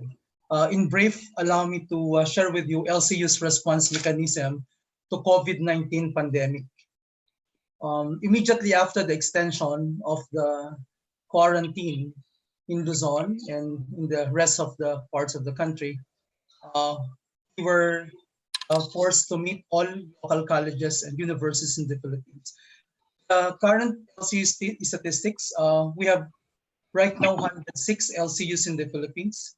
Out of 106, 103 are beneficiaries of the UNIFAS program. Out of 106, 75 are ALCO members. And out of 106, 54 are Alcocoa members. And out of 106, 21 are accredited institutions of Alcocoa. It is also worthy to mention additional statistics as mentioned by Chairman De Vera. Out of 106 LCUs, 18 right now have been utilized as quarantine and used for other related services. It may not be exactly a quarantine, but some frontliners are being housed in some LCU facilities. Another statistics that's worth also to mention that more or less 80% of local colleges out of 106 implemented the new prescribed school calendar by the Commission on Higher Education. That means out of 80% already shifted to school year starting August until May of the following year, while the remaining 20% have been in the old calendar, meaning from June to March. That means right now, those who have ended their classes last March may not have been so much affected, except if they have summer. And those who will be ending in June will start maybe August or September of the ensuing school year. Another important data, which has been emphasized already by our PASOK President, Dr. Ronquillo, and even by CHED, majority of our students have no device and or connectivity. Thus, there is what you call digital divide. But we would like to thank, allow me to share with you the from all these numbers, we have this LCU response framework.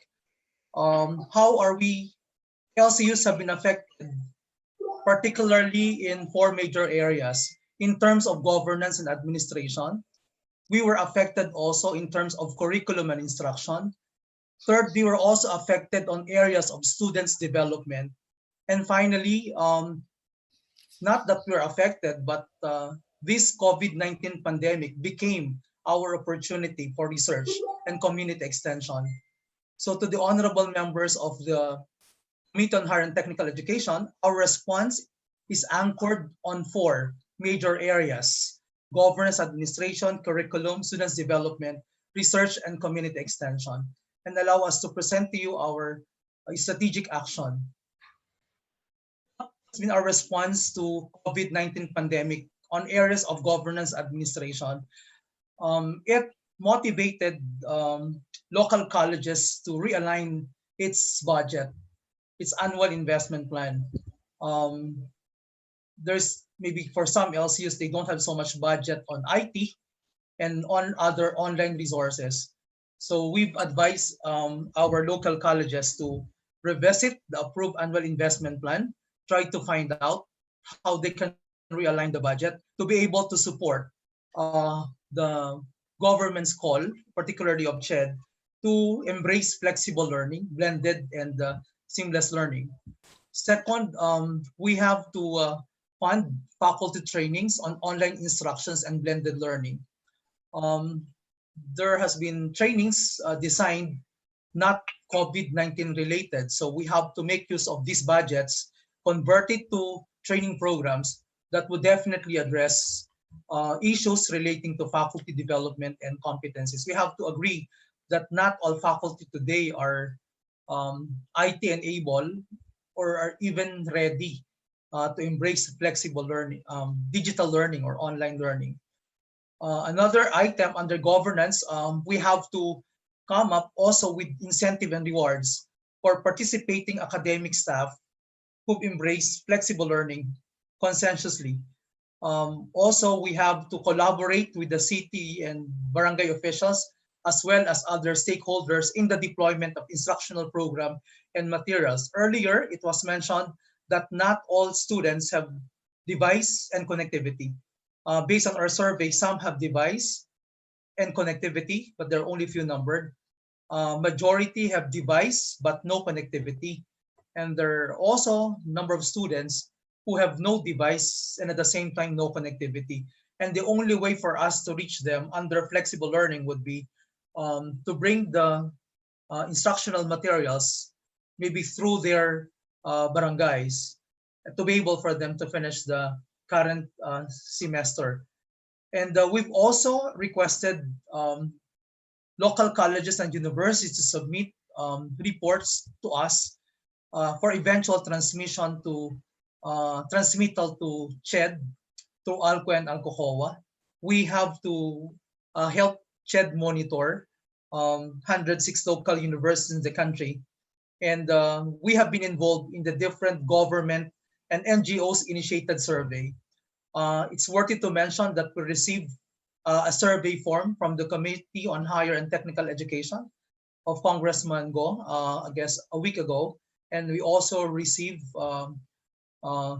survey questions from the Commission on Higher Education. And there are also private companies been trying to send survey form with the promise that they'll be sharing with us the results of statistics in realigning our academic offerings. And of course, we have to implement new normal protocols upon resumption of classes. The second area, curriculum and instruction, in support of TED Advisory 1 to 6. In fact, we waited until the issuance of Advisory 6 to be able for us to realize what are applicable in the local colleges and universities. And in addition to, or maybe a little enhancement of CHED, flexible learning, we come together to implement seamless, blended, and digital learning program.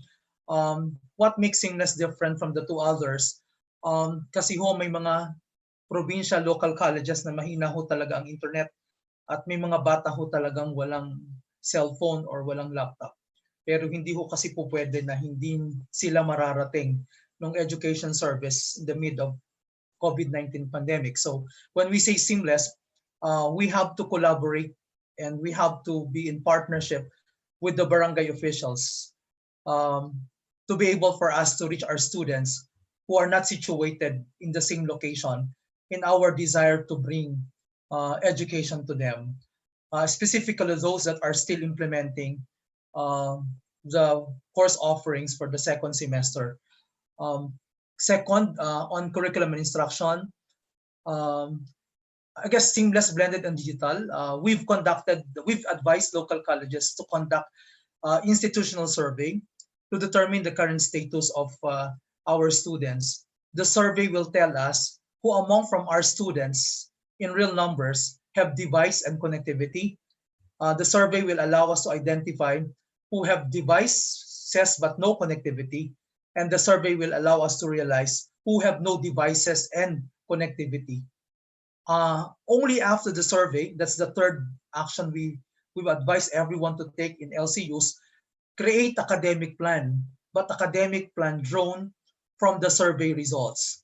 So for those who have devices and connectivity, strong connectivity, when it's practical, economic, and convenient, they can continuously have online classroom, synchronous, meaning they can attend classes just like what we're doing right now, all at the same time. But for those who have devices and no connectivity, but they can just see the internet once a week or twice a week, we're recommending for online learning and connectivity, the option would be for us to send hard copies of our materials to be able to share learnings with our students. The fourth one under curriculum and instruction would be to formulate comprehensive policy on seamless, blended, and digital learning. It has been emphasized by our chair, Ched, that not all higher educations are similarly situated, not only between private universities and public universities, but even between and among SUCs and local colleges and universities. The academic plan should be tailored fit to the current condition of the students and based on institutional technical capacities. The fifth one is to establish technical working group, usually headed by the respective vice president for academic affairs, in charge of formulating guidelines, program implementation, and monitoring. The sixth one is to implement sustainable programs such as e-learning policy, digitalization of materials, teachers and students, capability training, academic supports, and online learning platform. And the last one under curriculum and instruction, assess the students' academic performance based on the LCU adopted grading system, and openly we're discouraging mass promotion. We have reservation, majority of us have reservation to do mass promotion, as mentioned by our chairman of CHED, because it has several implications. In our case, particularly those who years from now or one semester from now will take the board examination. Mass promotion, even if it can be substituted by academic requirements, may compromise the content of the program that should be delivered to be able for them to become eligible in taking the board exams before the Professional Regulation Commission. The third one, students' development. Incidentally, we've asked our LCUs also to, in the delivery of instructions, to monitor the condition of students during COVID-19 pandemic and quarantine. And by identifying their needs, we have requested them to coordinate the social and economic needs of the students to the different concerned government agencies. So while we're delivering educational services to the students during this quarantine, we've requested local colleges to also, on the side, identify the needs of the different students enrolled in the local colleges and universities and provide data to the local government and other government agencies like the Department of Social Welfare and Development and the like.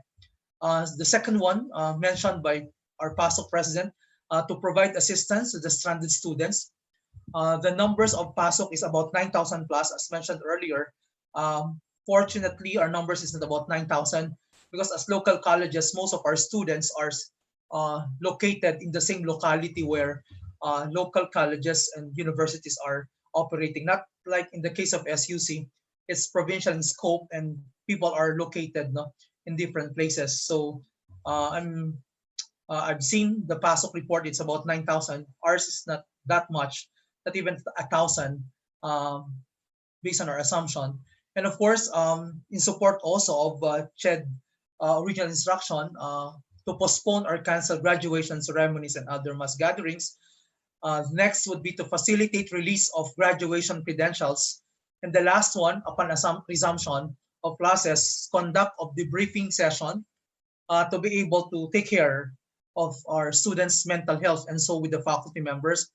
And even at this point, if it's possible to have face-to-face guidance program, we invite local colleges to engage themselves also in addressing the students' needs right now. And the last one, the last area, our response framework will be research and extension. We found this COVID-19 also not just as a challenge, but as an opportunity for us as higher education institution. We've requested our local colleges to organize institutional extension services to vulnerable communities within school catchment area and to LUC converted quarantine. We're happy to hear reports that there are some local colleges and universities, faculty members and employees who work in partnership with the respective local governments.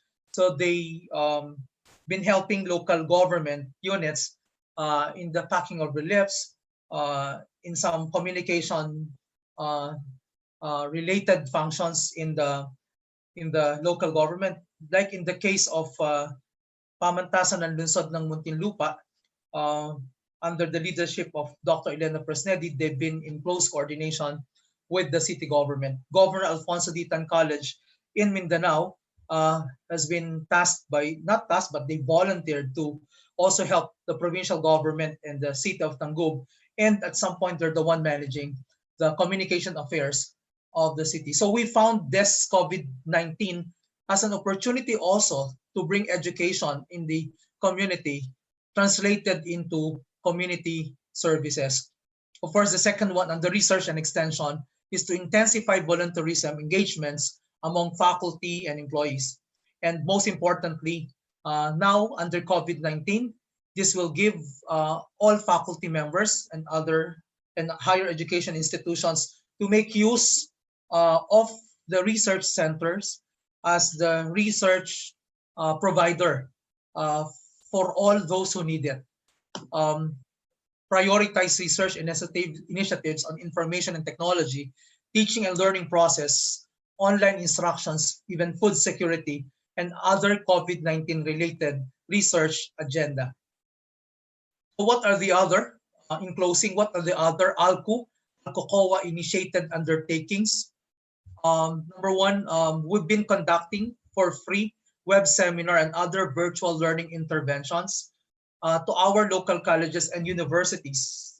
We will be providing trainings exclusive for deans, for faculty members, field specific or discipline specific also.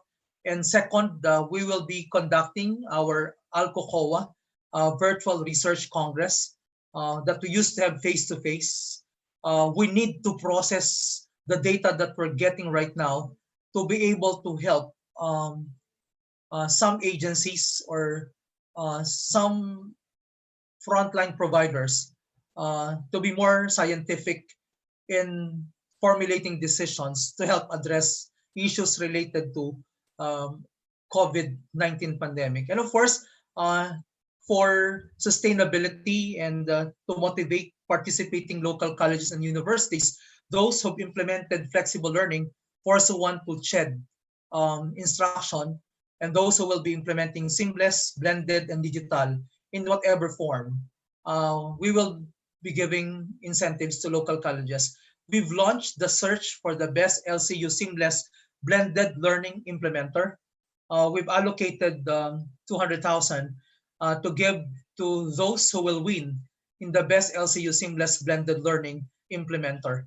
While we find this as a threat, we've tried to convert this as an opportunity for local colleges to prove today that despite COVID pandemic, we can still bridge the students to the delivery of to learn under this crisis. And from this date onwards, we're thinking that blended learning and flexible will form part as normal in the will form part of the normal delivery of instruction, particularly in local colleges and universities. We're even thinking that the online delivery will help address problems on limited classrooms and facilities. And then, of course, finally, we used to have we were holding weekly LCU President's Virtual Forum. We started last March 13, and we're on our fourth run. Initially, COVID-19 for LCU is both an opportunity and a challenge. And LCU, through our president, the president of ALCO, Dr. Rene Colocar, the president of the City College of Calapan, who is the ALCO president, we all believe that LCU should emerge still as a provider of relevant, responsive, and inclusive higher education after the COVID-19 pandemic. Just to share with you, the first President's Forum focused more on the impact and implications of COVID-19 pandemic to LCU operations and instructional delivery.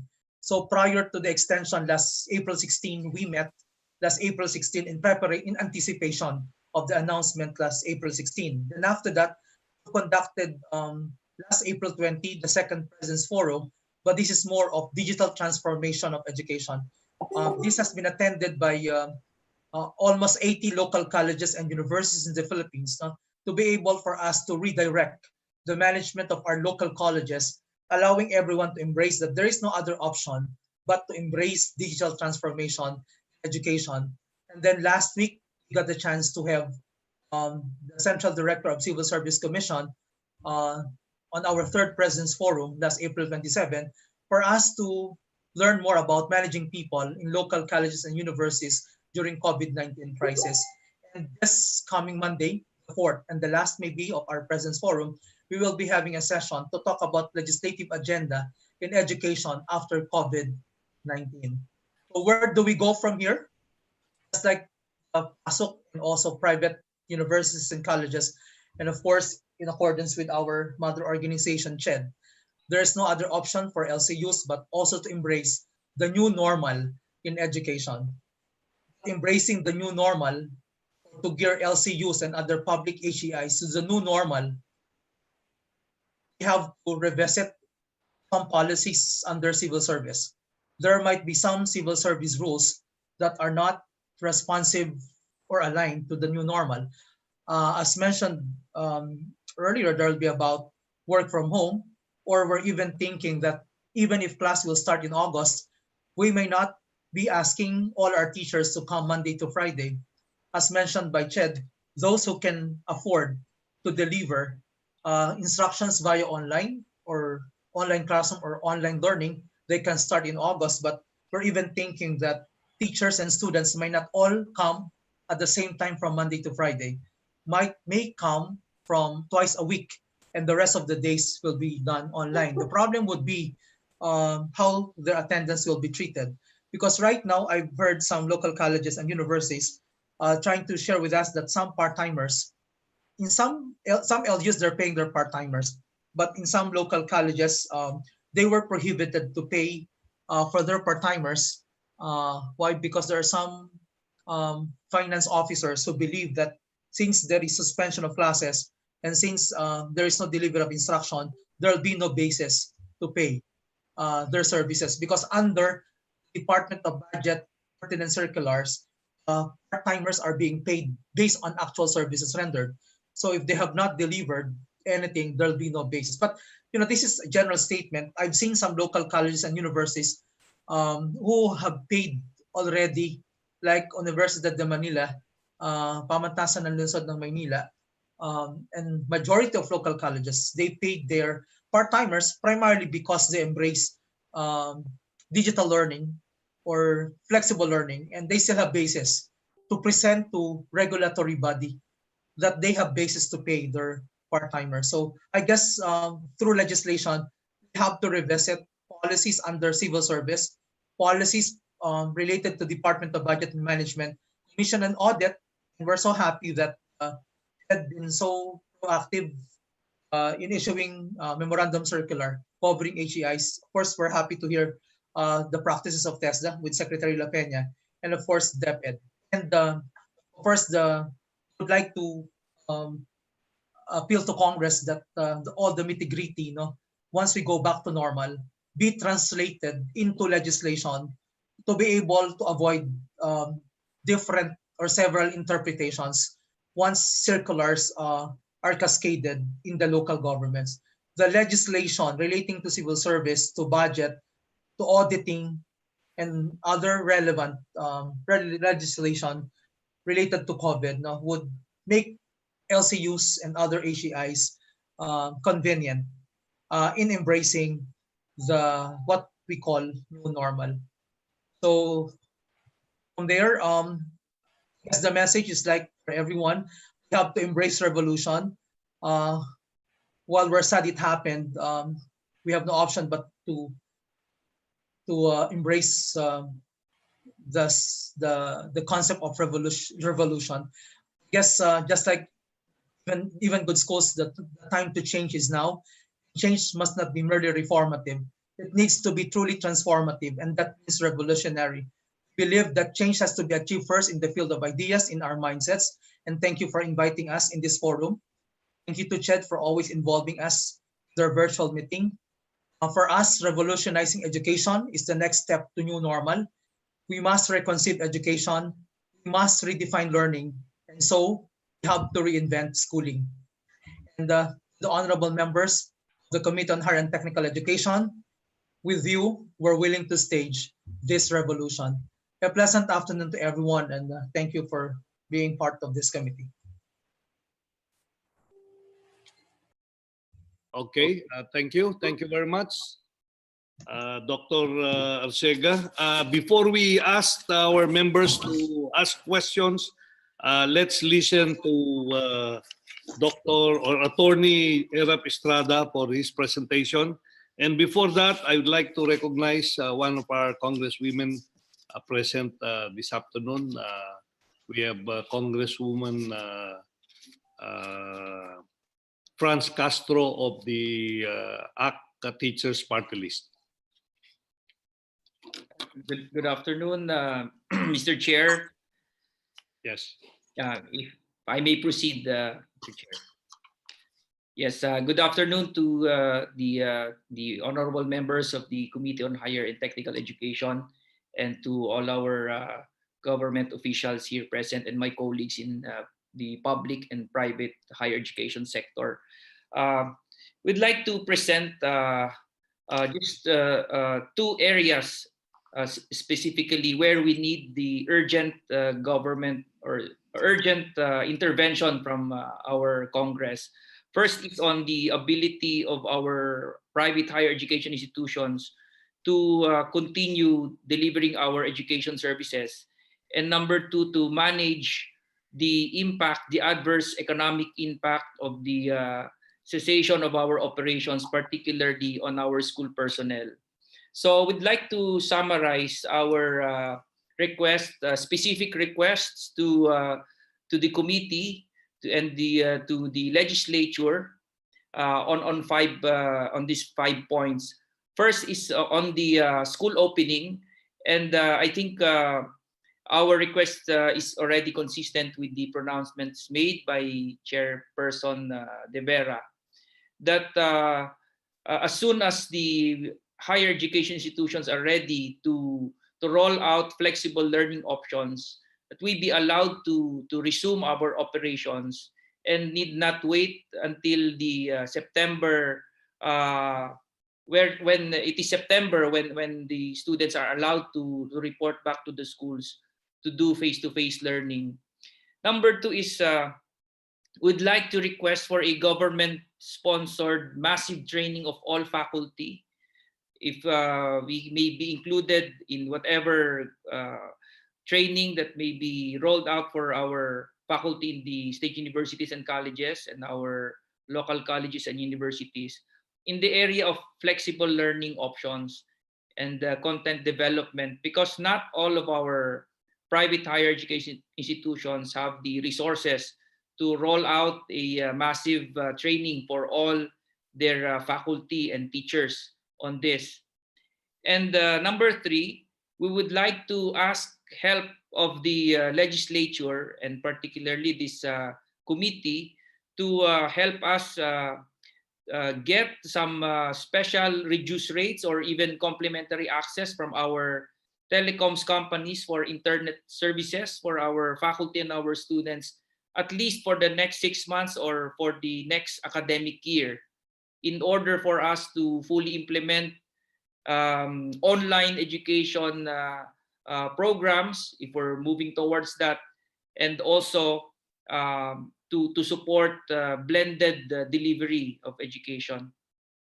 And we'd also like to request and ask intervention of Congress for the provision of loans and subsidies for our students and faculty in the acquisition of computers, gadgets needed for online and blended education consistent with the provision of an existing law, the Open Distance Learning Act.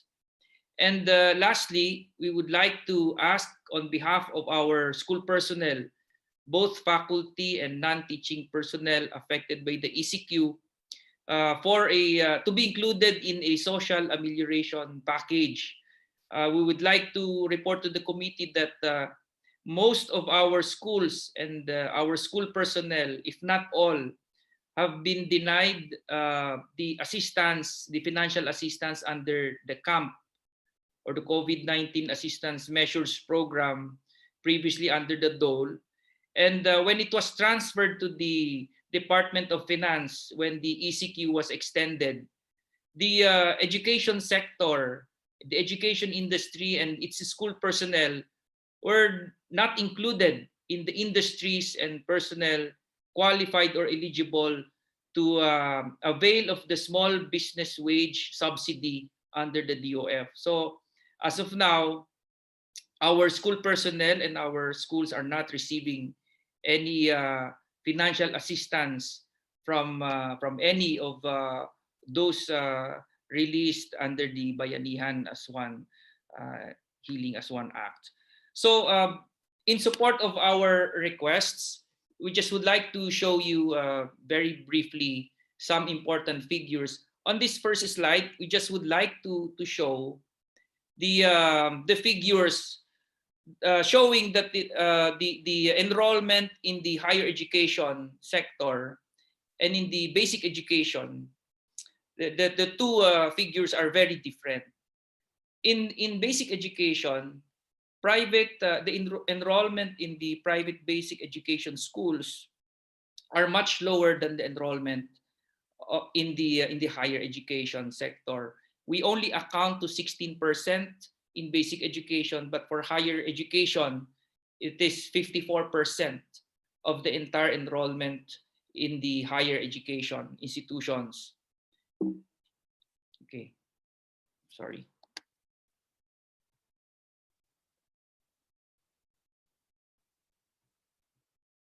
Okay, now with regard to the implementation of flexible learning options, we would like to report to the committee that the majority of our higher education institutions are ready to roll online open distance learning because most of our institutions are already implementing these various modes even prior to the national pandemic. And we'd like to show you here, based on the survey that the COCOPEA has commissioned prior to the extension of the ECQ, here it shows that 56% of the schools under COCOPEA are ready to start the flexible learning options. And these institutions account to 75% of around 245,000 students that are included in the survey. So this more or less mirrors the percentage in the entire private education sector. And here in the next slide, we like to show you that in those institutions who are ready to implement flexible learning options, 56% said that they are ready to do blended, and around 44% are saying they can do fully online. This is for private higher education institutions. So you can see also there, those in terms of timelines and schedules, 68% said that they are ready now, and 4% said that they are ready by summer, 16% in 2 months, and 8% within the next school year.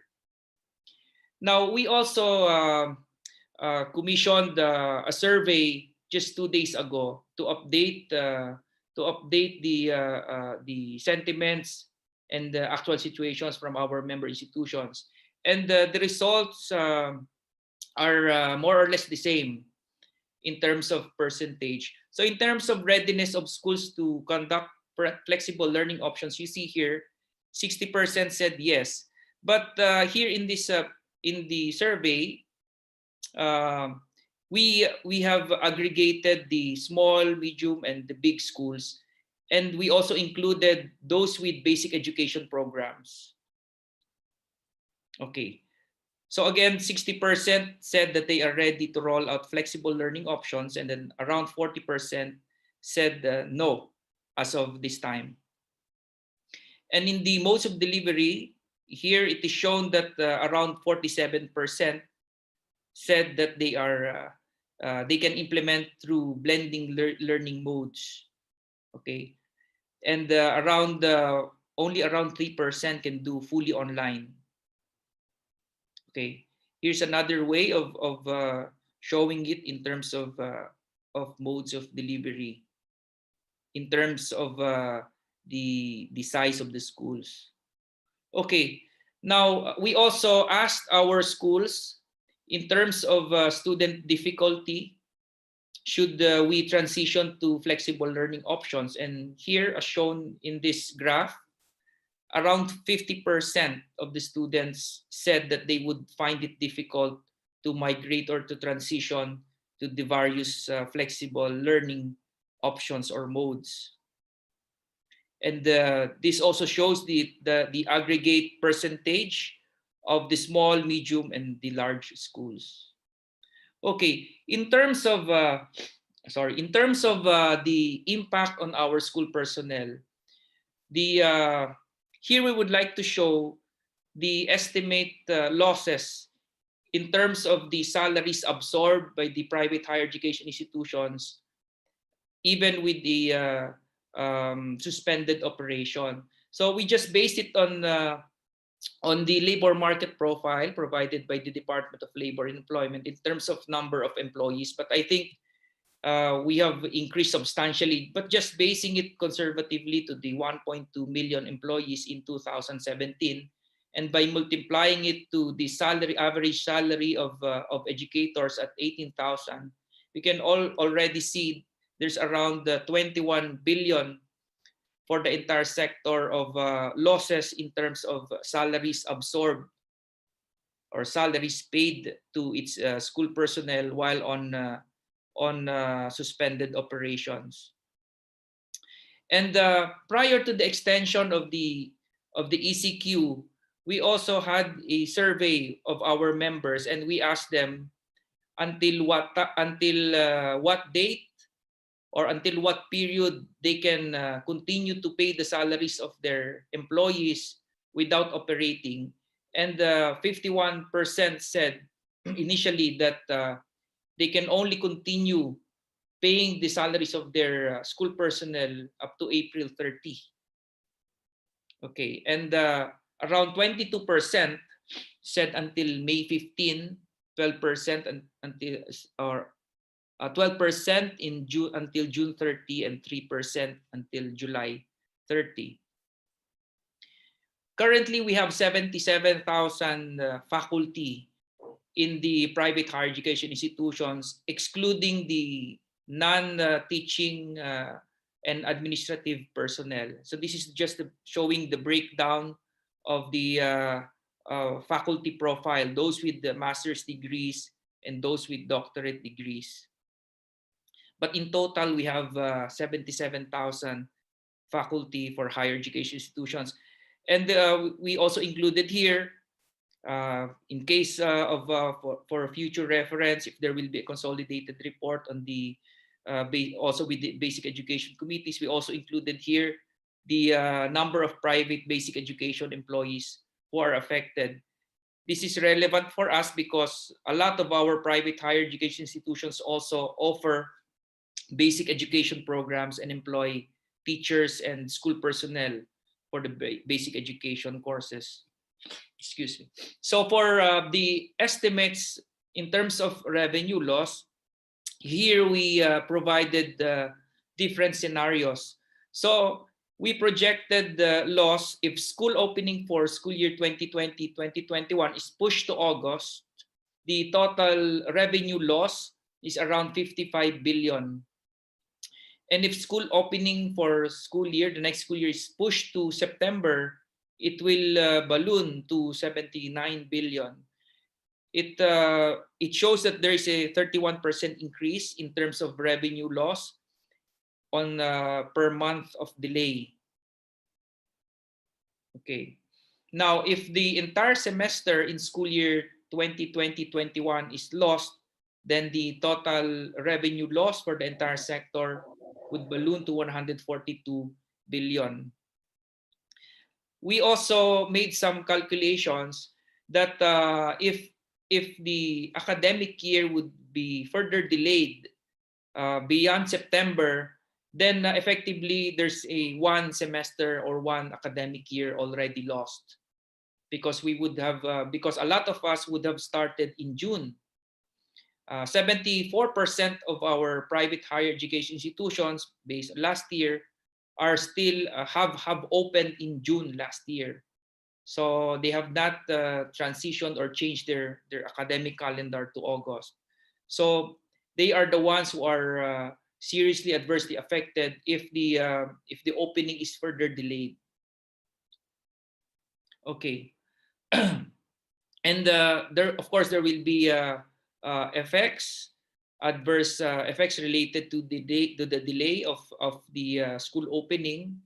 We'll have delay in the production of our graduates and to be members of the workforce, and also those who will take the professional boards, and we'll have a delay. I think we'll have a postponement of the licensure examinations. So this will affect our workforce next year in terms of new graduates and new professionals. Now, we also had another survey just two days ago to update the schools on the latest developments and latest pronouncements by the IATF. And these are the schools demographics who answered or accomplished the survey. Okay, so the total respondents is 467, distributed on depending on the size of the schools, from small and medium and large schools. And here we found the following results. In terms of those whose staff are under no work, no pay arrangement, here you can see that 51% of the small schools are under no work, no pay currently, and the other schools are not far on this. The medium schools are 42% of their employees and school personnel are under no work, no pay, and the large schools are at 38% of their school personnel under no work, no pay arrangement. And we also asked the schools in terms of their staff in need of financial assistance. And here you can see the small schools, 88%, almost 89% of their staff are in need or in urgent need of financial assistance. And you can also see there the medium schools and the large schools are not also far behind. 82% in medium schools and 81% in the larger schools. We also asked our member education institutions until when will they consider closing down from the time of the survey 2 days ago. So 61% said they would consider, assuming there's no government assistance and intervention, they are considering closing down the school within the period of 1 to 3 months. And you can see there 14% said in 4 to 6 months, and 2% said in 7 to 9 months, and 19% in 1 school year. We only have 10 months in a school year. So majority are considering closing down if they don't, assuming they don't get any loans or any financial assistance from the government. And okay, this is just a different manner of showing different graph, but the same on the same item. All right. Now we also asked until when the schools will be able to pay their employees before they run out of resources. So again, it mirrors the same result that in the survey that we conducted prior to the extension of the ECQ. So around 60% or more than 50% said that by May 31, May 31, because here 20% are saying by May, and the others are before May, April 30. All right. So majority are still there, only up to May. A very small percentage of the schools are saying they can still survive until August of 2020. Okay, so there's a different graph showing this, but the same result in the survey. Until when will you be able to pay your employees before you run out of resources? And there it shows that the majority said that they can only sustain up to May 31, 2020. And in terms of those with uncollected fees from students, we also asked the member educational institutions, and here it shows that those the aggregate schools in the across with the different sizes of the schools, around 48% of the students are with outstanding balance.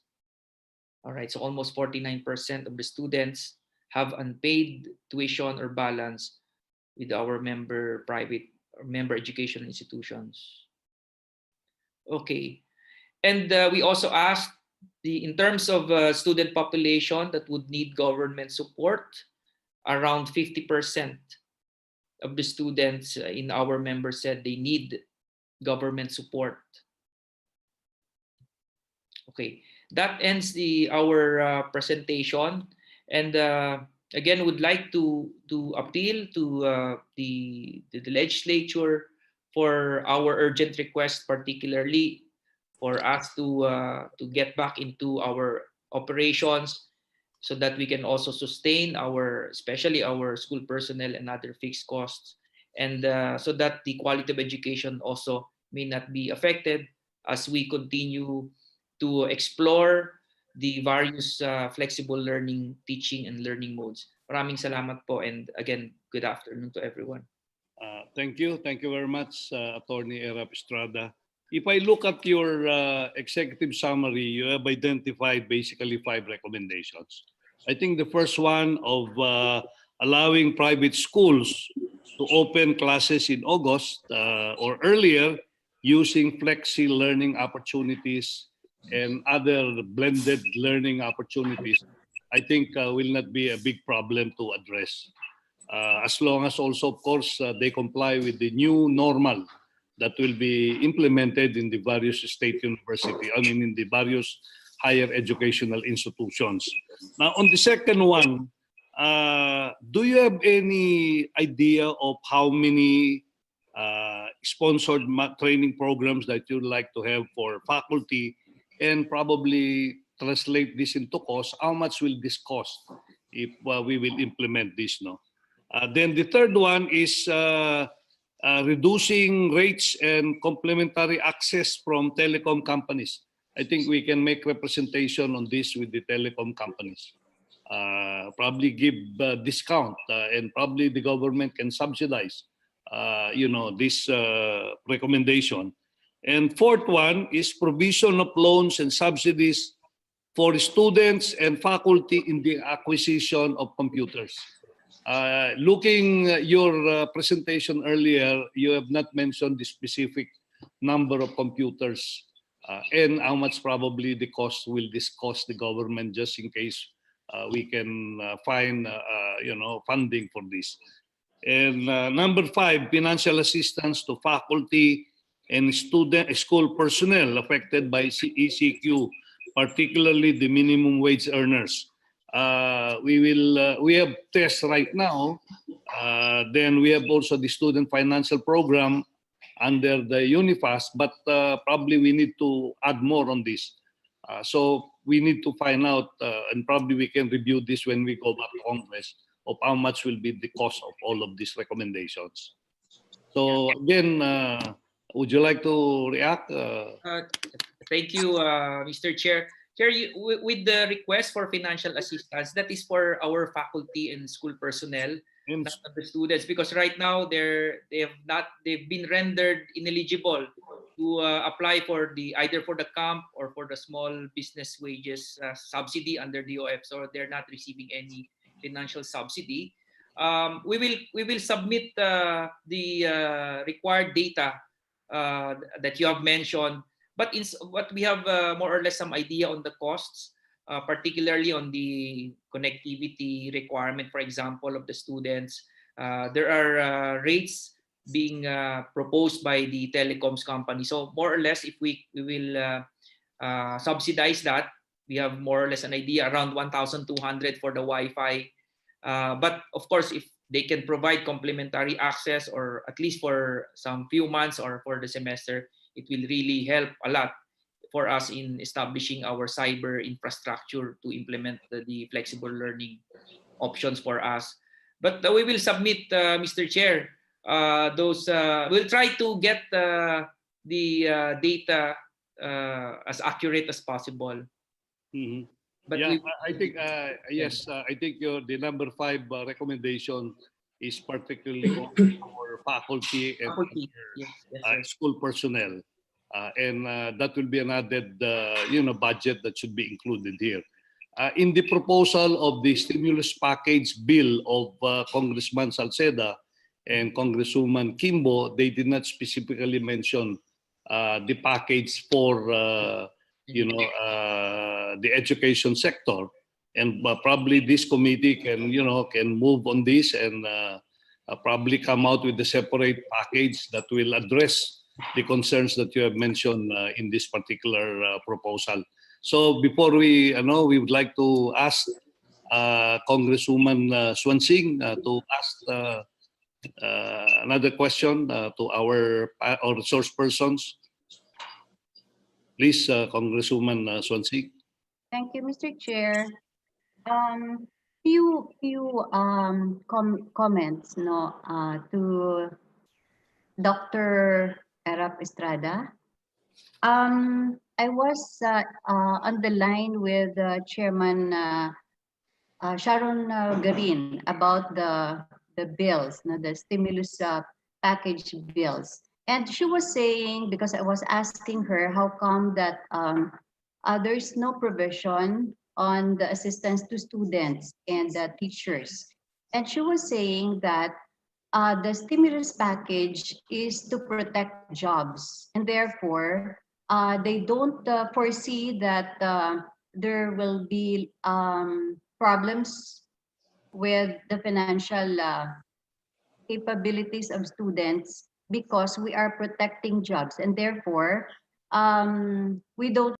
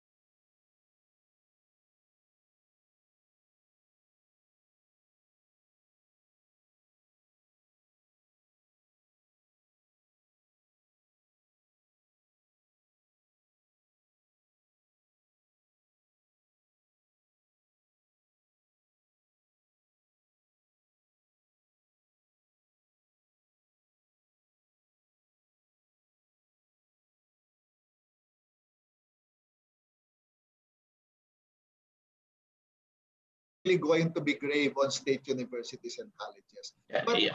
we can submit to Congress our letter to DBM so that that will be the position that we are taking. Thank you, Mr. Chair. Before we continue, I would like to recognize Congressman Vic Yap of Tarlac.